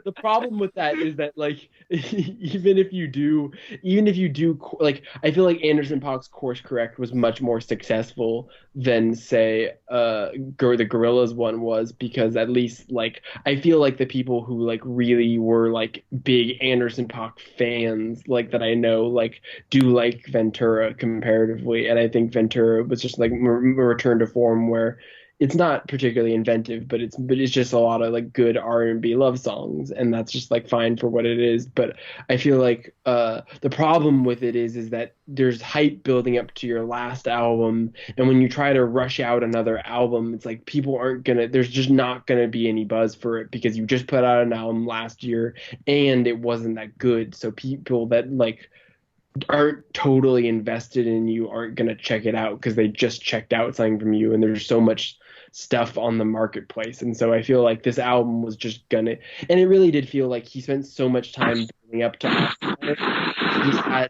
He had a superfluous excess of just stuff lying around, and he just cobbled it together into an album, and it's pretty good, but you probably should have waited until like we were ready for more music from him. Truly. Now, I guess a very sad memory hole is the Panda Bear album, Boys, which is a very sad album to be in the memory hole, but it is rightfully in the memory hole. And actually, this album, I've been thinking about it a lot lately because I play on my radio show, I play Token like every couple shows, and I've been getting into Inner Monologue again, which is like a great song. Here's the thing, this album has like 2 or 3 great songs, but the rest of it is just like a fucking mess. Because like here's the thing with Panda Bear, alright? The thing with Panda Bear is that like, hey, this dude is like, he just drenches his voice in reverb, and people are like, they fucking flip their fucking shit. You know? Just flip their fucking shit. And then he decides, I'm not gonna do that on this album. And people are like, what?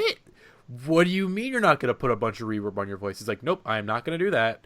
Which is like, would be fine if the production like was different, but the production is still like normal reverb, like Panda Bear shit, but his voice just doesn't match it at all.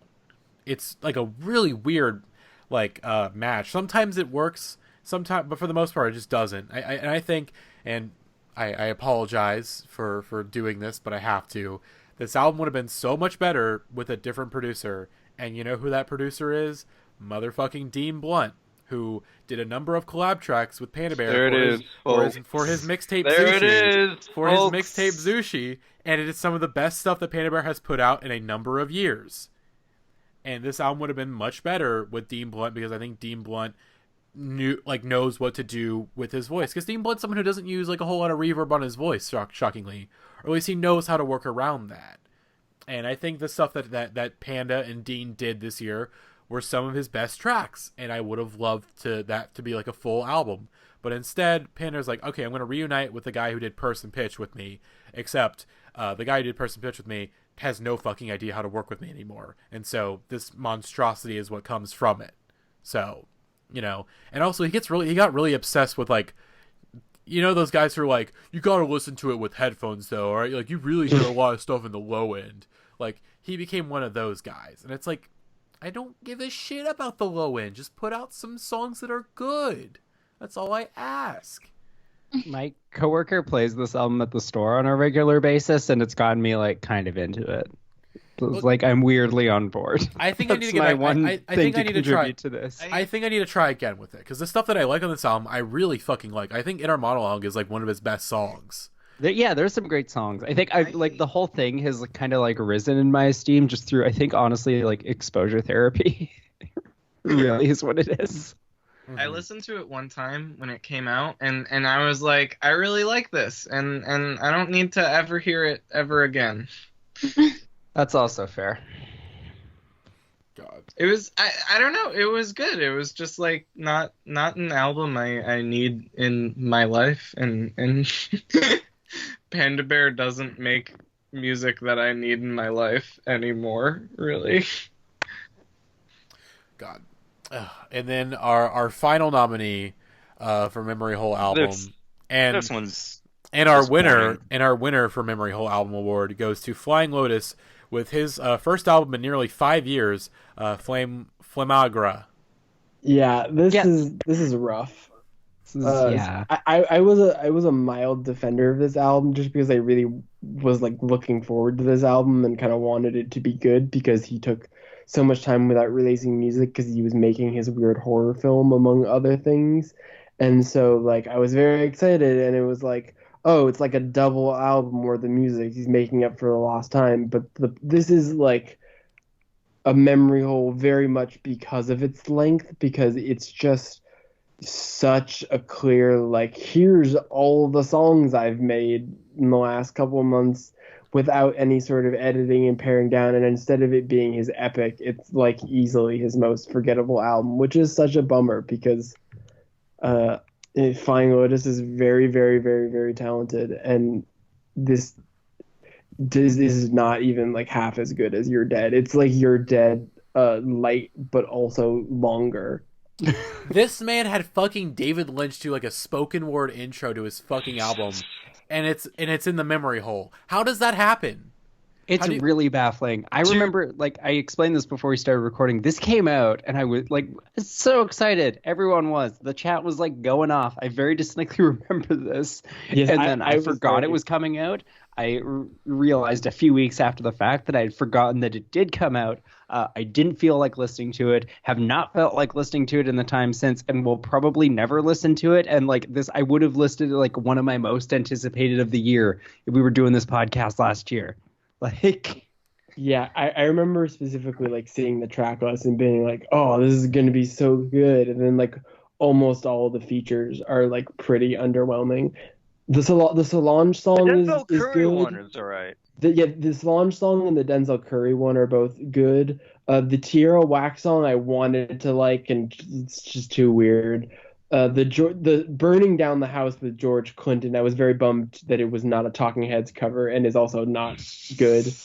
And yeah, the rest of it is like, it really what brings it down is that like all the features are very inconsistent, and then the non-feature instrumentals, a lot of them either feel very short and not fleshed out or just kind of forgettable. It's a bummer. Ugh. I really do like the Thank You Malcolm thing at the end. That little interlude is very sweet. I like that part. Like the very end of the album when it gets to the Solange song and then the Thank You Malcolm interlude. Like and FF4 is also a good song. But yeah, it's like it's such a slog that like I have not listened to this album in full since it came out. God. Truly disappointing shit. But I never listened to because it was way too fucking long and my pea brain just can't do that anymore. I can't. If you're putting on an album that's like over an hour long, like you gotta fucking like, all right, you better fucking earn that length, you know? Like you better be doing something important, like Mark Kozlek talking about places he's been in New Orleans. Okay, even Mark Kozlek, I can't even do that always. Here's the thing, there's one Kozlek release that I will handle a year. And even then, it's not even a year. It's more like a year and a half. There's like, okay, there's the one time I will indulge in Mark Kozlek's bullshit, you know? And, like, This Is My Dinner was my indulging in the bullshit. And that was late 2018. So, like, next year, whatever he decides to indulge in his bullshit with, I'm in. And, of course... I'm telling you, buddy, that... I'm telling you, New Orleans here's the thing. Well, actually, here's the thing. Okay, my indulging in his bullshit this year for me was when I saw him live back in August. Yeah, same. That is like I do love, obviously love Mark Kozlek and would see him live all the time, but seeing him live is very much like, all right, that's a good dose of Mark Kozlek for a while. I can imagine going to see him live and just not needing to listen to his music for a while. It's totally a substantial dose of cause when it's just the banter is really what elevates it, because you're just like, oh yeah, he's just this guy all the time. I mean, that was the thing that like bummed me out. I'm gonna say seeing Cause live was like my most disappointing live show of the year. I would say it's one of my favorite. Not a fun time. I will say it's one of the most fun live shows I've been to this year. I didn't have a good time at that one. Exactly what I was expecting. The set lists on this tour were not very good. I will say that. Like the music he happens to be playing live right now, like the set list I saw that you saw, Lily, was like not nearly as good as the one that I got to see. So that's probably part of it. Is like also the sound was bad and I couldn't make the words out. And like Mark Kozlek, one of the greatest guitarists on earth right now, doing like weird lounge singer keyboard shtick. I didn't come out to pull myself out of bed when I was sick for keyboard cause. Yeah, his whole, like, when I saw him, like the thing that made up for it was that he was playing with like a really full band, and so that was like they were all really playing well. So I was tolerating the fact that Mark was just kind of standing in the middle and like swaying his arm and talk singing. But I really really enjoyed when I saw him early last year. And Yeah, this is just him and one keyboard. They could have done that whole concert in like the lobby of a Guitar Center. That was the technical requirements that were I hate to see happening. it. Although that is how I've described the Uncut Gems soundtrack to people. Is it's like it sounds like the hardest anyone's ever gone in a Guitar Center in their entire life. Like it's someone playing like the Yamaha keyboard presets, but playing them like an alien. Okay, that I'm kind of into. Anyways, next category. Next category, baby. after- Oh boy. All right. Good one. Song of the motherfucking year. Yeehaw. Now, usually we have about 5 nominees for this. This year we have 10 because we have no my. restraint. We have no restraint. So we're just going to talk about mainly. This is just some of our favorite songs this year. No extreme ranking except for our winner. So let's just start off with our first nominee, Wise Blood movies. Now, this would not be the Wise Blood song I would choose, but if we are to pick one, then I'm It wouldn't okay be with this. mine either. But I'm okay with this pick. I'm okay with this pick because Yes, Movies is an it incredible is- fucking song. It is a very, very, very, very good song. Justice for Every Day, but Movies does slap, and this was very much among other artists the year of Wise Blood. And this song I feel like is definitely like of more than any other song on the album. This is like a new side of Wise Blood. I feel like this kind of a track is something completely new for her and is very exciting in that way. Well, Every Day just sort of feels like a heightening of some other things that she's been able to do. I respect this as a pick for sure. Mm-hmm. Like I said, it's just the synth line is just fucking like the little arpeggiator is like beautiful, just beautiful stuff. It sounds amazing, and of course just the build up to it. And this song, it fucking goes live, like it fucking goes off. She does like a little outfit change during it, and it fucking rules. It's great stuff. But nevertheless, our next song of the year nominee. Someone help me finish the lyrics. Downtown Hotspot. Halfway through this life.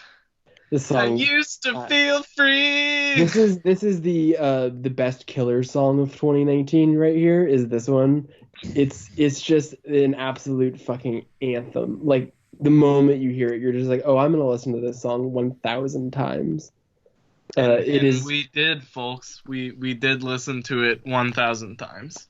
It's really good. Also, this Sharon Van Etten album is like the most I've ever gotten into a Sharon Van Etten album. It's probably like low top 10 for me this year. Very good stuff. God. Truly, we all used to be 17. God damn. That should hit.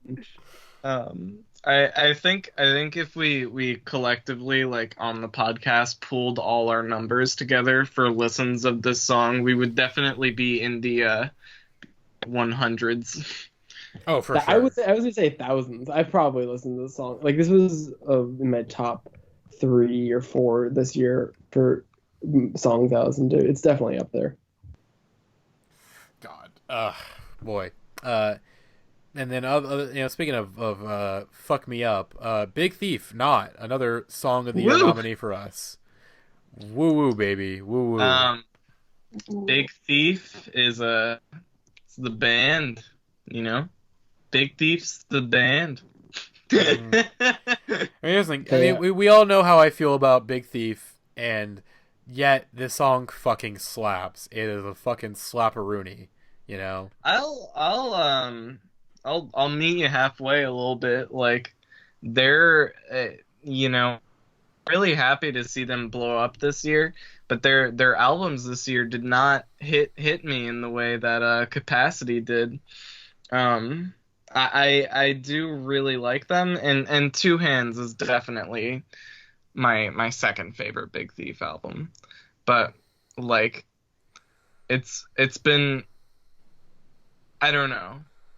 I really like I UFOF wouldn't a blame lot. someone for not being hot on them personally. No, yeah, I'm in the same way where it's like I get what the limitations kind of are for people and why it's like hard for some people to connect with it, but I also, yeah, I really do think like especially on Two Hands and especially like with this song, it's just like Adrian Lenker is just like one of the best songwriters, just like on a like, and this song and a couple of the other songs on Two Hands are just really like I think what makes them different from other Big Thief songs is that it's like really kind of like showy in the songwriting, where it's like all this one kind of repeated kind of structure to all the lyrics that has this symmetry to it. And then also I think it's just such a massive song in the way that the band performs it. Like I feel like it's really grabs your attention in a way that kind of other Big Thief songs might not connect with people. I think this is the best song to play for someone who hasn't been able to get into Big Thief. Is like show them this, and this song for I think me a little, but also I think other people I think is like a way into this band. It's crazy how it's like the whole song is this constant like lyrical build, and it feels like it's coming to something, and it turns out the thing it was coming to is a guitar solo.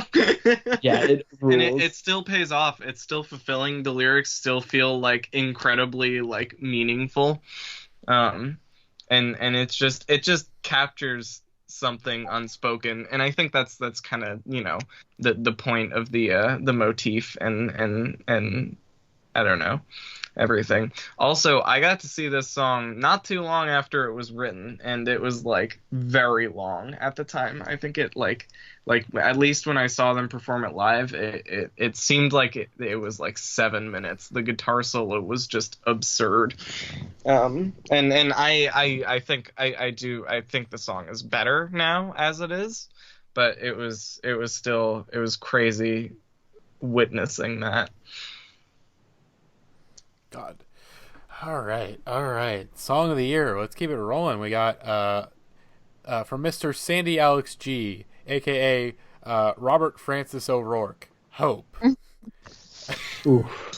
Oh, this is before we get into the song, let's talk about that fucking shit, dude. Like, what the fuck? I feel like we've talked about the Sandy Alex G Beto piss thing on the podcast before. I'm pretty sure. No, because that happened like before our after our hiatus to work on the decade list. Maybe, I don't know. Whatever the case, it fucking hilarious. It was really funny either way, because the Alex G peeing on himself picture is very strange, and even stranger is just anyone. It is just really strange to imagine like having to explain to anyone who doesn't know who Sandy Alex G is, who that is, and why. And then the fact that right wingers thought it was Beto is just like so funny. It's like, yeah, you see this guy, yeah, the guy who's like pissed himself. Yeah, he's like one of the best songwriters of this generation. Like, I'm not joking. But don't worry, he didn't actually piss himself. He just does this bit all the time at parties where he pours water on himself and pretends that he peed himself. Normal guy. Standard bit. I really this is my second most listened to song of the year, and is probably my favorite Sandy Alex G song maybe ever written. It's this album, unfortunately, like Rocket, is like slightly disappointing to me, unfortunately, where like Sandy Alex G just does this thing where he writes 7 perfect songs and 4 dumb ones, but he even though I'm always like a little disappointed with the kind of wandering nature and his inability to kind of write an album that's really centered around just his like songwriting, I really like this is as perfect as like songwriting gets for me. Like, it's so fucking concise, where it's clearly a song about this very personal thing and like the death of a friend and all this stuff, but like the way he writes about it is just so minimal and straight to the point, where like every single line in the song feels like just a hammer straight to the chest. But it's also so catchy and like upbeat in the musicality of it. Like it has this like it's a pretty fast tempo, and it has this kind of momentum to it that really seems at odds with like how sad the song is. And it's the thing that makes the song, while it's a very sad song, it's also like insanely listenable and catchy. It's so catchy for a song that does not have any repeated lyrics. There's no chorus at all. It's just two verses, an instrumental break, and then a third verse. But because it all has the same melody that's like so fucking catchy, it's like you can play the hell out of this thing, even though it's very not traditionally pop commercial. It's good. really weird because it's a song you just never want to end, even though all of like lyrically wise, it's something that like you need. It just hurts a lot, and but it's also like it's this thing that he's capturing, where like the lyrics they were calling out his name all night, throwing bottles at, like it's part of it is the idea of we got to write a song about him now that he's gone, but there's something weirdly like hopeful. And I mean, not just the song is called Hope, but like it's not like a dour song. There's something about it where it has this like forward momentum of trying to like accept that someone is gone and make have the people who are still alive keep living in memory of them, and like that whole kind of thing. And I just really, really love this song a lot. I really appreciate Alex G just as a songwriter, because he's just able to create all of these different little worlds and characters that you get so into, and you know nothing about them except for that one song, but you feel some part of yourself that exists within that person or that story that he's telling, and it's just beautiful. And yeah, I think one thing that the kind of one thing I was listening to the Blank Check episode on Stop Making Sense this week, and I've been listening to Stop Making Sense like almost nonstop lately. And I think something that's true about Talking Heads and David Byrne that they talked about that I also think is kind of true about Sandy Alex G for the most part is that both of them, it's like both Talking Heads music is very, very pretentious and arty, but there's also something like achingly sincere about Talking Heads music that they're just saying so like emotionally open. And I think that is very much the same thing with Sandy Alex G, where it's like his music is so intentionally obtuse and intentionally kind of strange and a little pretentious, but there's also like always this kind of real deeply felt like sincere emotion that's being communicated. And I think the best songs on House of Sugar are the songs that are driven by that real deep sincere emotion, as opposed to the songs where it feels like he's just kind of fucking around with us, like Bad Man, and stuff like that. But like the fact that he can have a song like Cow where he calls someone a big old cow, but it's like not a joke and it feels really sweet and sincere, but it also kind of is a joke, is just only like, only Alex G can do only that. Only he can pull it off. Gosh. Anyways, I have to say about Alex G, but in short, damn, what a wonderful man. True. What a boy. What a boy. Just guys being dudes, truly. Yeah. Next on the Song of the Year list, Angel Olsen, All Mirrors. This is a great song off of a record that I'm going to now admit I thought was a very disappointing album. It's a very good song, but the album just is a big swing and a miss for me, folks. But I feel similarly, where I'm like very much looking for. I liked All Mirrors a lot. I don't love the production style of it, and I think the more stripped down version is like, immediately when I heard that was a thing, it's like, okay, I'm probably going to enjoy the album more in that format.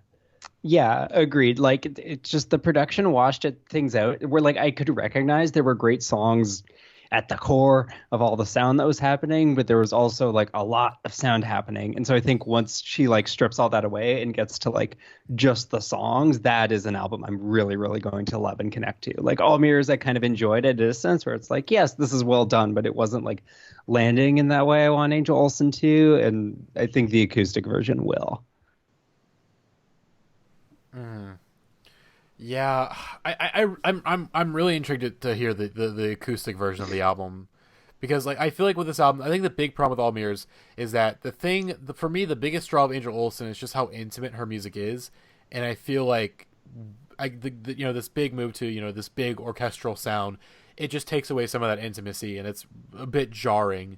It's one thing for Scott Walker, because Scott Walker is not someone I would call an intimate artist. I'm not going to Scott Walker to be like personally, relating to his music. It's a lot of vague gestures. But with Angel Olsen, like, I'm going to that music to find some kind of big mood, some big relations to it. I just didn't quite get that from All Mirrors, just because the sound is so massive that I feel like that just when you took away this thing with Angel Olsen that made her so special, and it's like, and I'm not sure if that's something that's like that I'm going to eventually get over, or that's just something I'm just not gonna. It's just not gonna happen. It's just gonna be an album that's just always gonna fly past my ears or whatever. So, but still, this song is fucking incredible. Like, holy shit, like, goddamn. So that I at least will attest to is that this song is fucking great. If the rest of the album still doesn't quite do it for me, so, yeah, let's get to another song of the year nominee. Unless there was any other words about All Mirrors that anyone wanted to state. Pretty cut and dry, very well written song. All right, now to a real boy we got right here, a real rowdy boy, Kevin Morby with the track "Hail Mary." We got a Morby head in the chat that wants to. I am the Morby head. I didn't nominate Hail Mary. I know Jeremiah did. I know. Yeah. But Kevin Morby is one of the greatest songwriters and greatest lyricists of our generation, and he's just doing Bob. He's doing his Bob, but he's doing it in his own way, and it's great. And Hail Mary is one of his most heartfelt songs, and it's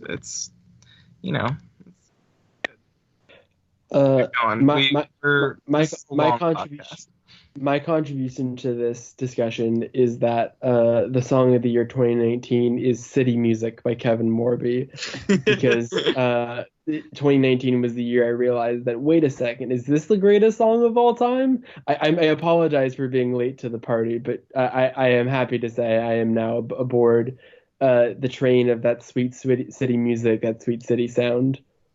Oh, that city music. Oh. That city sound. That city sound. Came out, like, you hear him talk, and at first you're like, this is more normal than I thought it would be, but then it eventually, like, his voice takes on this strange mystical presence where you just can't pin down, like this man could not have come from anywhere on Earth. But, like, he either came from a different time or like a different like multiverse. I just think he sounds exactly like Bob Dylan. He just sounds exactly like. And if I do a Kevin Morby impression, if I sing Kevin Morby, it's always either in a Lou Reed accent or a Bob Dylan accent. It's one or the other. Oh my god, yeah, that is the Venn diagram. When I try to do my like over exaggerated Bob Dylan voice, it's a better Kevin Morby impression than when I'm trying to impersonate Kevin Morby. God. Oh boy. Oh God! All right. Now for a nominee that is in if you're, of course, you don't have the pod document open, but in big giant fucking letters that are all in different colors. Mount Erie. Yeah, baby. Mount Erie featuring Julie Dorian. Love Without Possession. I'll let the Elvrum heads go off about this, and maybe we have do we want to reveal the Elvrum announcement that we have? No. We can. Okay. So well, first of all, Love Without Possession is one of the greatest songs ever made, and it is in fact. I am deciding this right here, right now. Tied for our song of the year. At least due to the extreme power of its big lettering. So it's Phil's continuing his streak. The announcement Matty was referring to is Jake and I are working on a little thing. We are going to record a series breaking down Phil Elverum's discography. Right now we have 14 episodes planned that we're going to hopefully record every Monday until like mid-late March. We should be starting that next week. Hell yeah.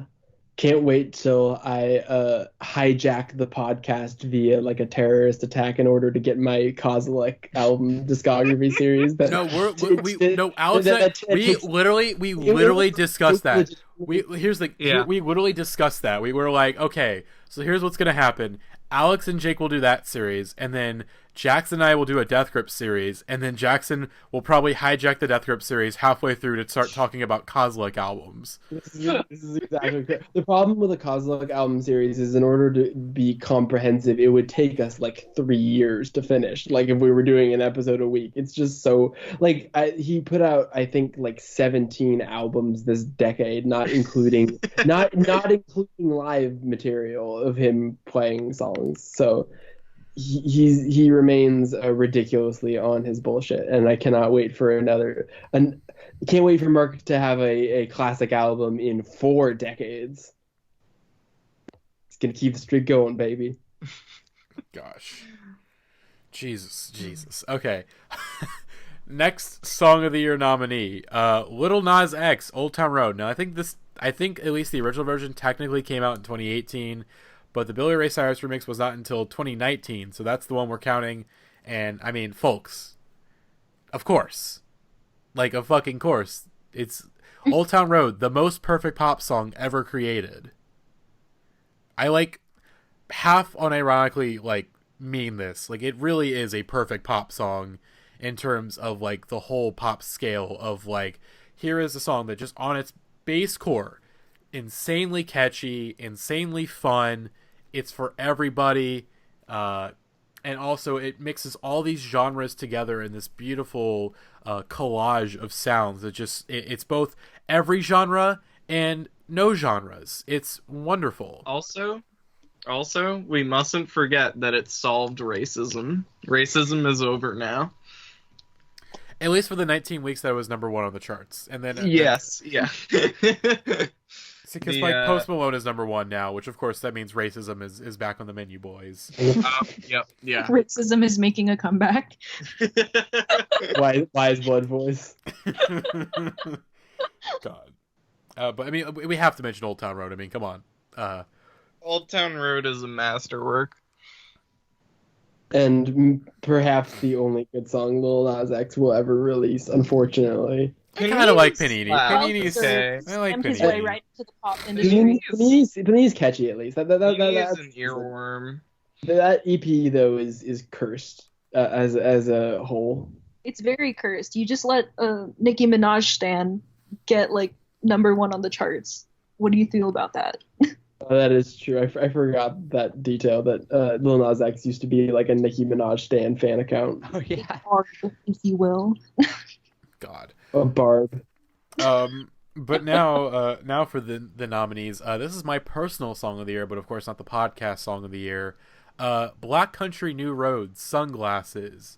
What a fucking... I mean, this is their second song ever, and like, what the fuck? At least second song ever to be released. I mean, like I said, I'll discuss this band a bit more in our last kind of award thing that we're giving out. But not really an award. This is like the last true award of the night. But this fucking song is like, holy shit. This first half is just like this just insane kind of jazz post-punk thing, and just it devolves and gets insane, and it goes into this weird second half that's like one of those like 80s like I'm too cool for you type songs, but in like a sort of ironic gesture. It's kind of like winking at you, and it's like, you know, all these like random fucking lyrics that are like, wait, what? But it's so provocative.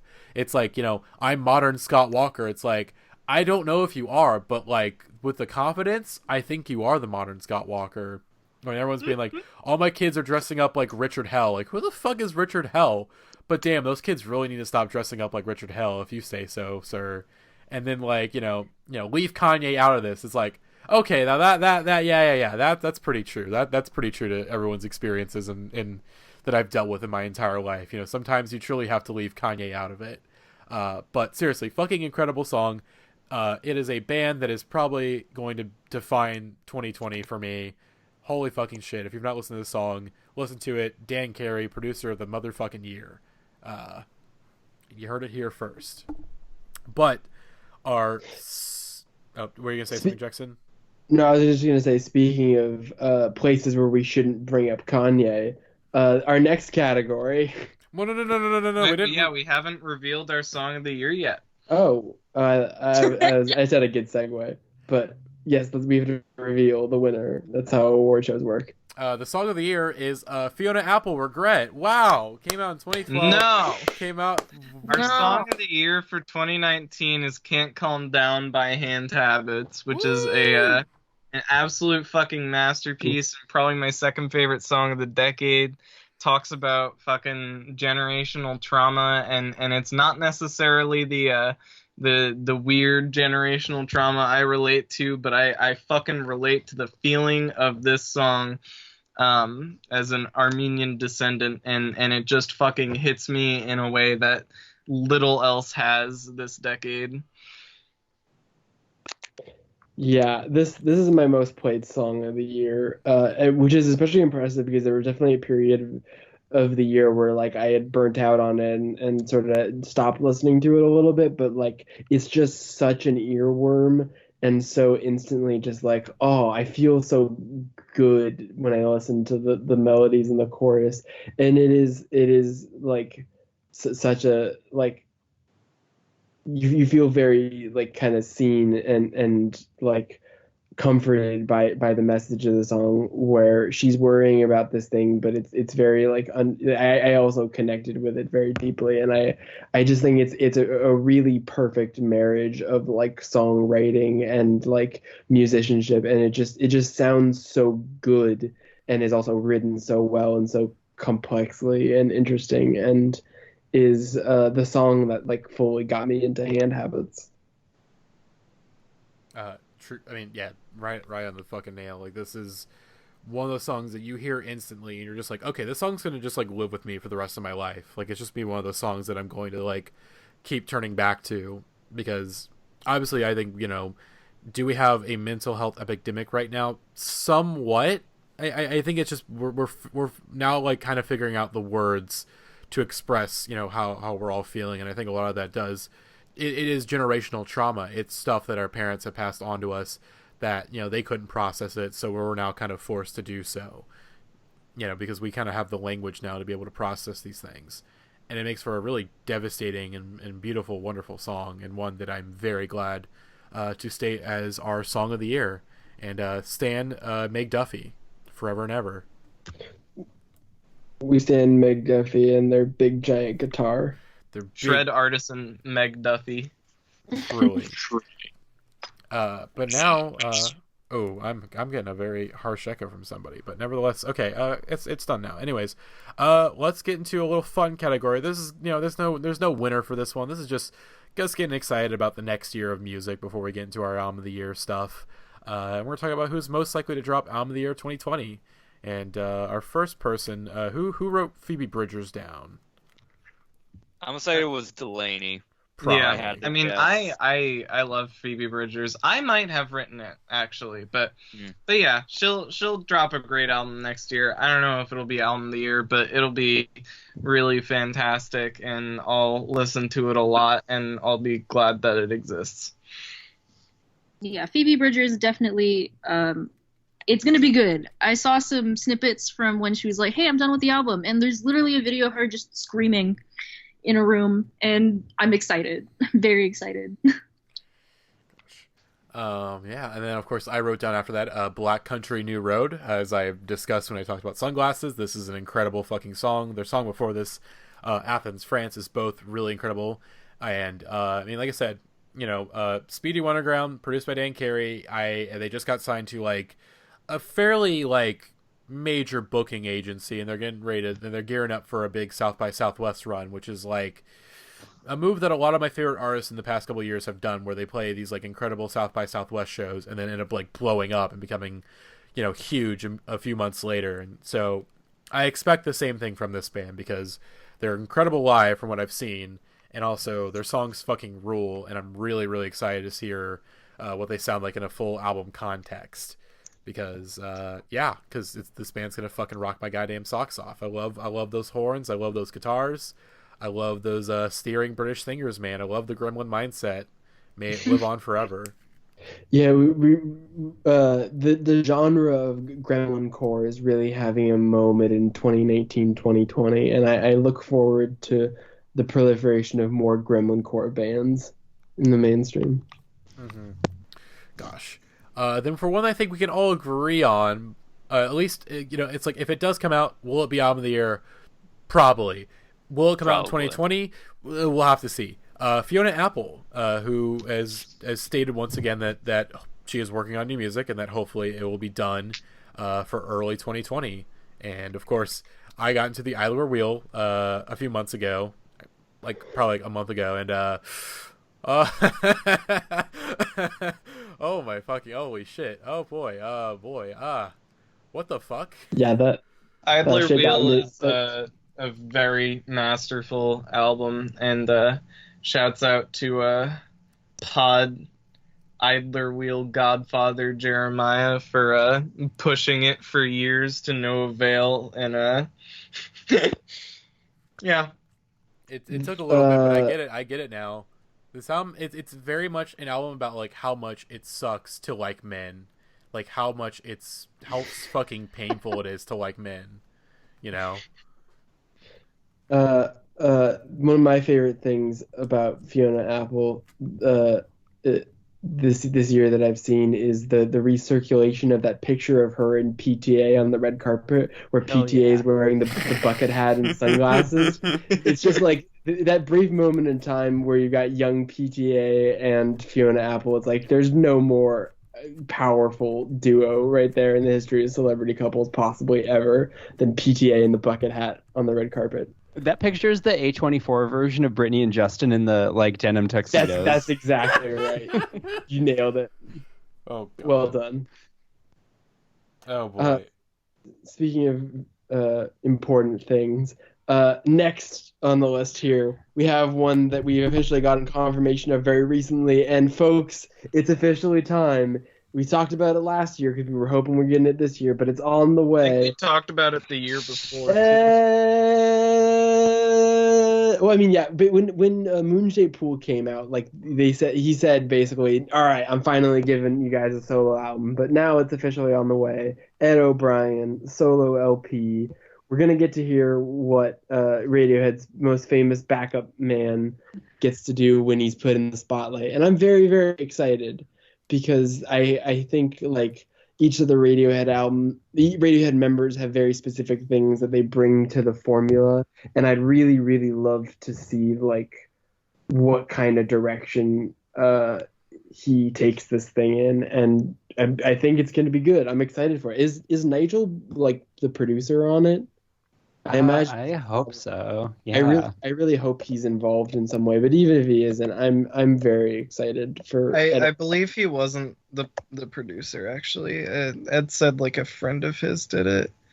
Gotcha. Well, anyway, I'm very very, very excited to get into. I think there's one single out that I haven't listened to, but I'm very excited for Radiohead, one of our lesser but much beloved late Radiohead boys, to get his moment of shine.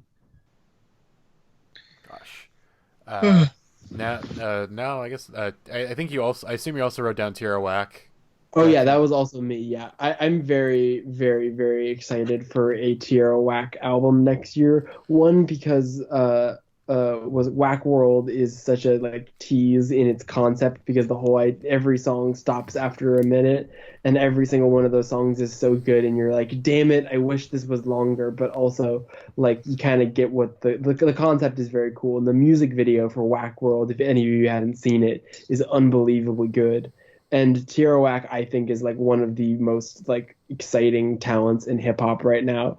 And I think if we get like a full length album of full length Tierra Whack songs, like all the singles that she's dropped post Whack World, that shit is going to be really good and probably one of my favorite albums of the year next year. She rules. We stand. Dill, this is your soapbox time. Get on your Yes. soapbox and go off. Yeah. Yes. This is a perennial pick for most likely to drop album of the year. It's Boards of Canada. There is absolutely no indication that my good Scottish boys are going to be doing anything recently, but you never know. You know, maybe they'll send something out in the mail saying, "Hey, we have a venue going on in the middle of the Himalayas, and you can only access it through a lunar portal, which will transport you to all the way back to, you know, a subway station in New Jersey in 1982, wherein you'll find a jewel case containing the descriptions of where you can find our astral projection." This is all well within the rights of Boys of Canada, by the way. Like, I am not making this up. So, I don't know. Will the boys do it? Will they not? I don't know. I hope so. The other one, I guess I'll just move into the next one because this is really a me and Zach core band, is Drive-By Truckers. They got a new album coming out in a month. Exactly 30 days. And I'm very excited for it. I mean, you know what to expect with Drive-By Truckers. You get some steel guitars, you get some good old rock and roll about the dang old South. It's gonna be great. That's it. That's all I really got. All right, now Alex, it is your turn to get up on the soapbox. What do you have to say, King? Joanna Newsom. Okay, Joanna's in this category, as she should be, and as she should be every year, even though she almost definitely is not releasing an album next year. But it's been about 5 years since Divers now, or it will be next year, and that's the that's like the precedent set by the 5-year period between East and Have One on Me, and the 5-year period between Have One on Me and Divers. So we can only pray that somehow she'll make it happen, but apparently she did not. She took like a full year off from music of any kind in any capacity after having her baby child, who I believe, I don't remember where I was going with that. Anyway,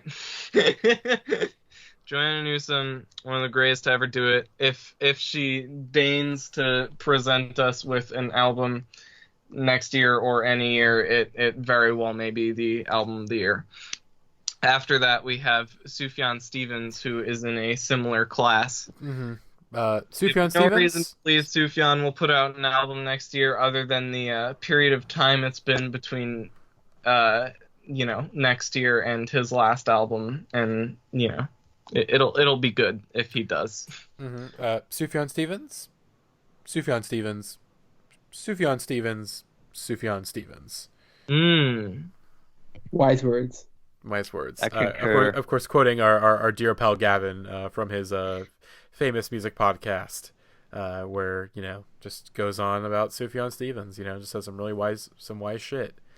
Now I didn't write this next one down, but I would say I am somewhat qualified to speak upon this. Kendrick Lamar, potentially. Of course, we're coming up on 3 years since Damn. It seems like, okay. Really? Coming up on 3, yeah, 2017. Time is weird, and I don't know how I feel about it. I know. And I fucking love Damn. I think it's his best record, which I will still stand by. But I'm very intrigued to see where Kendrick goes next. That's going to be a really interesting one because obviously, in terms of hip hop music, defined the 2010s. Like, he was the hip hop artist of the 2010s, bar none.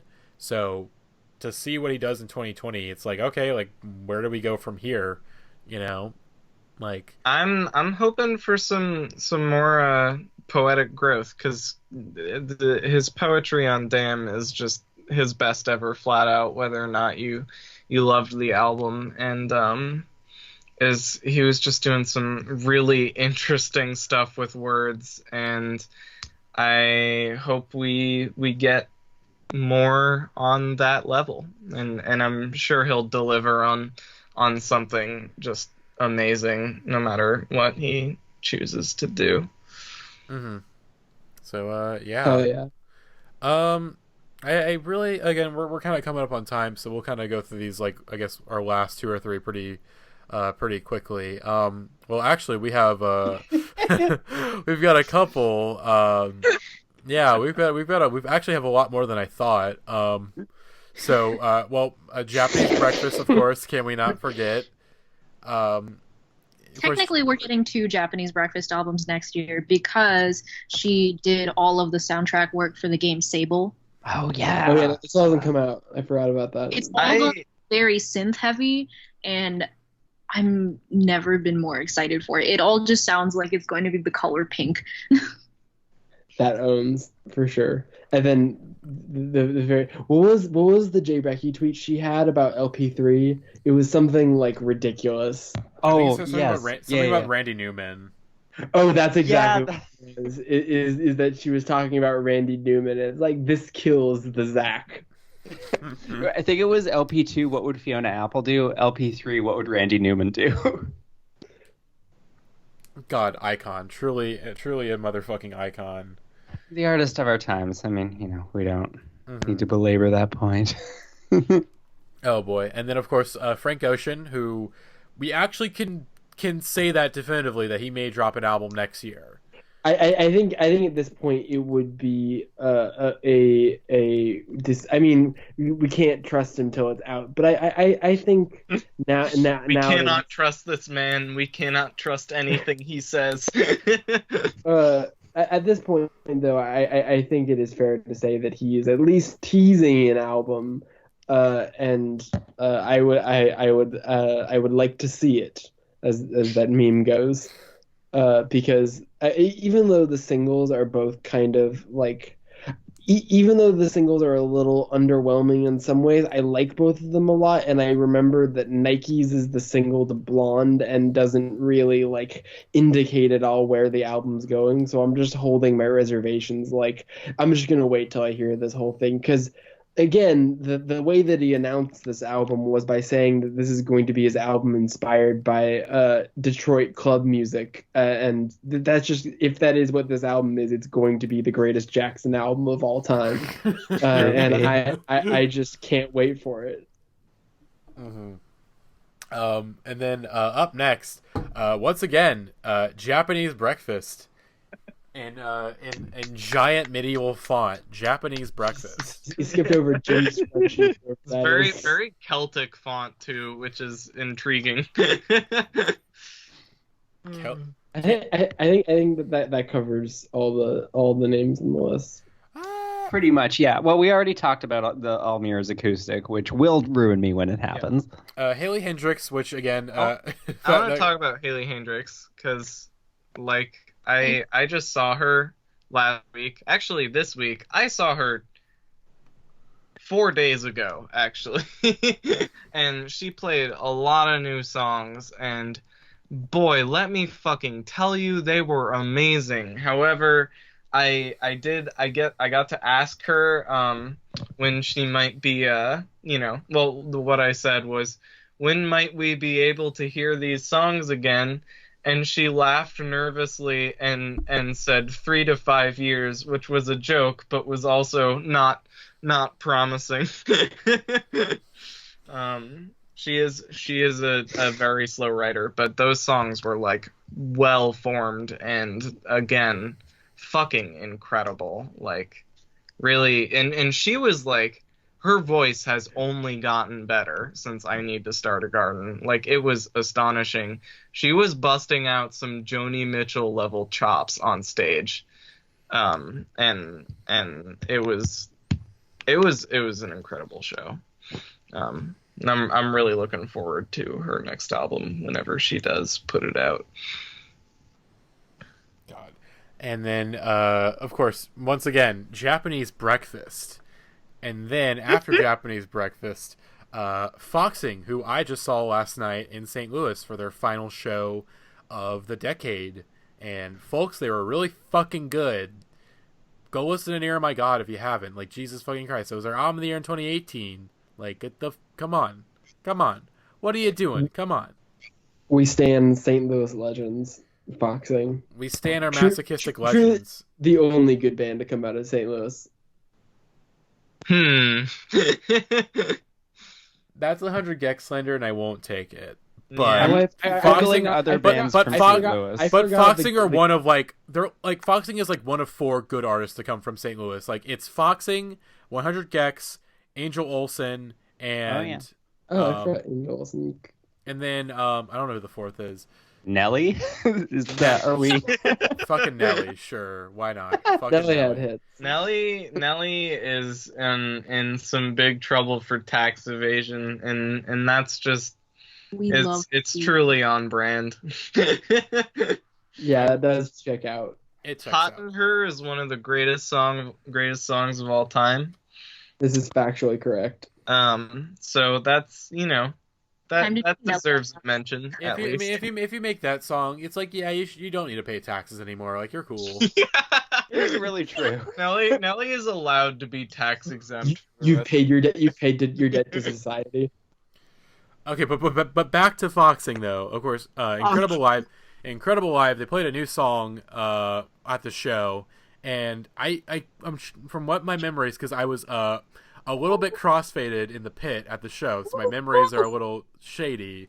But the song that I heard, it was like sort of like early hardcore 9 Inch Nails, but with that little Foxing flair added to it, and it fucking ruled, and the pit went fucking crazy for it. So, like, we're gonna get some pit anthems from Foxing on this next album, hopefully, because holy fucking shit, this band is like really is one of the best bands in the world right now, and I cannot believe I'm saying that, because like if you asked me like 2 years ago, I would have been like, what, Foxing, like that shitty band from town? Like, no.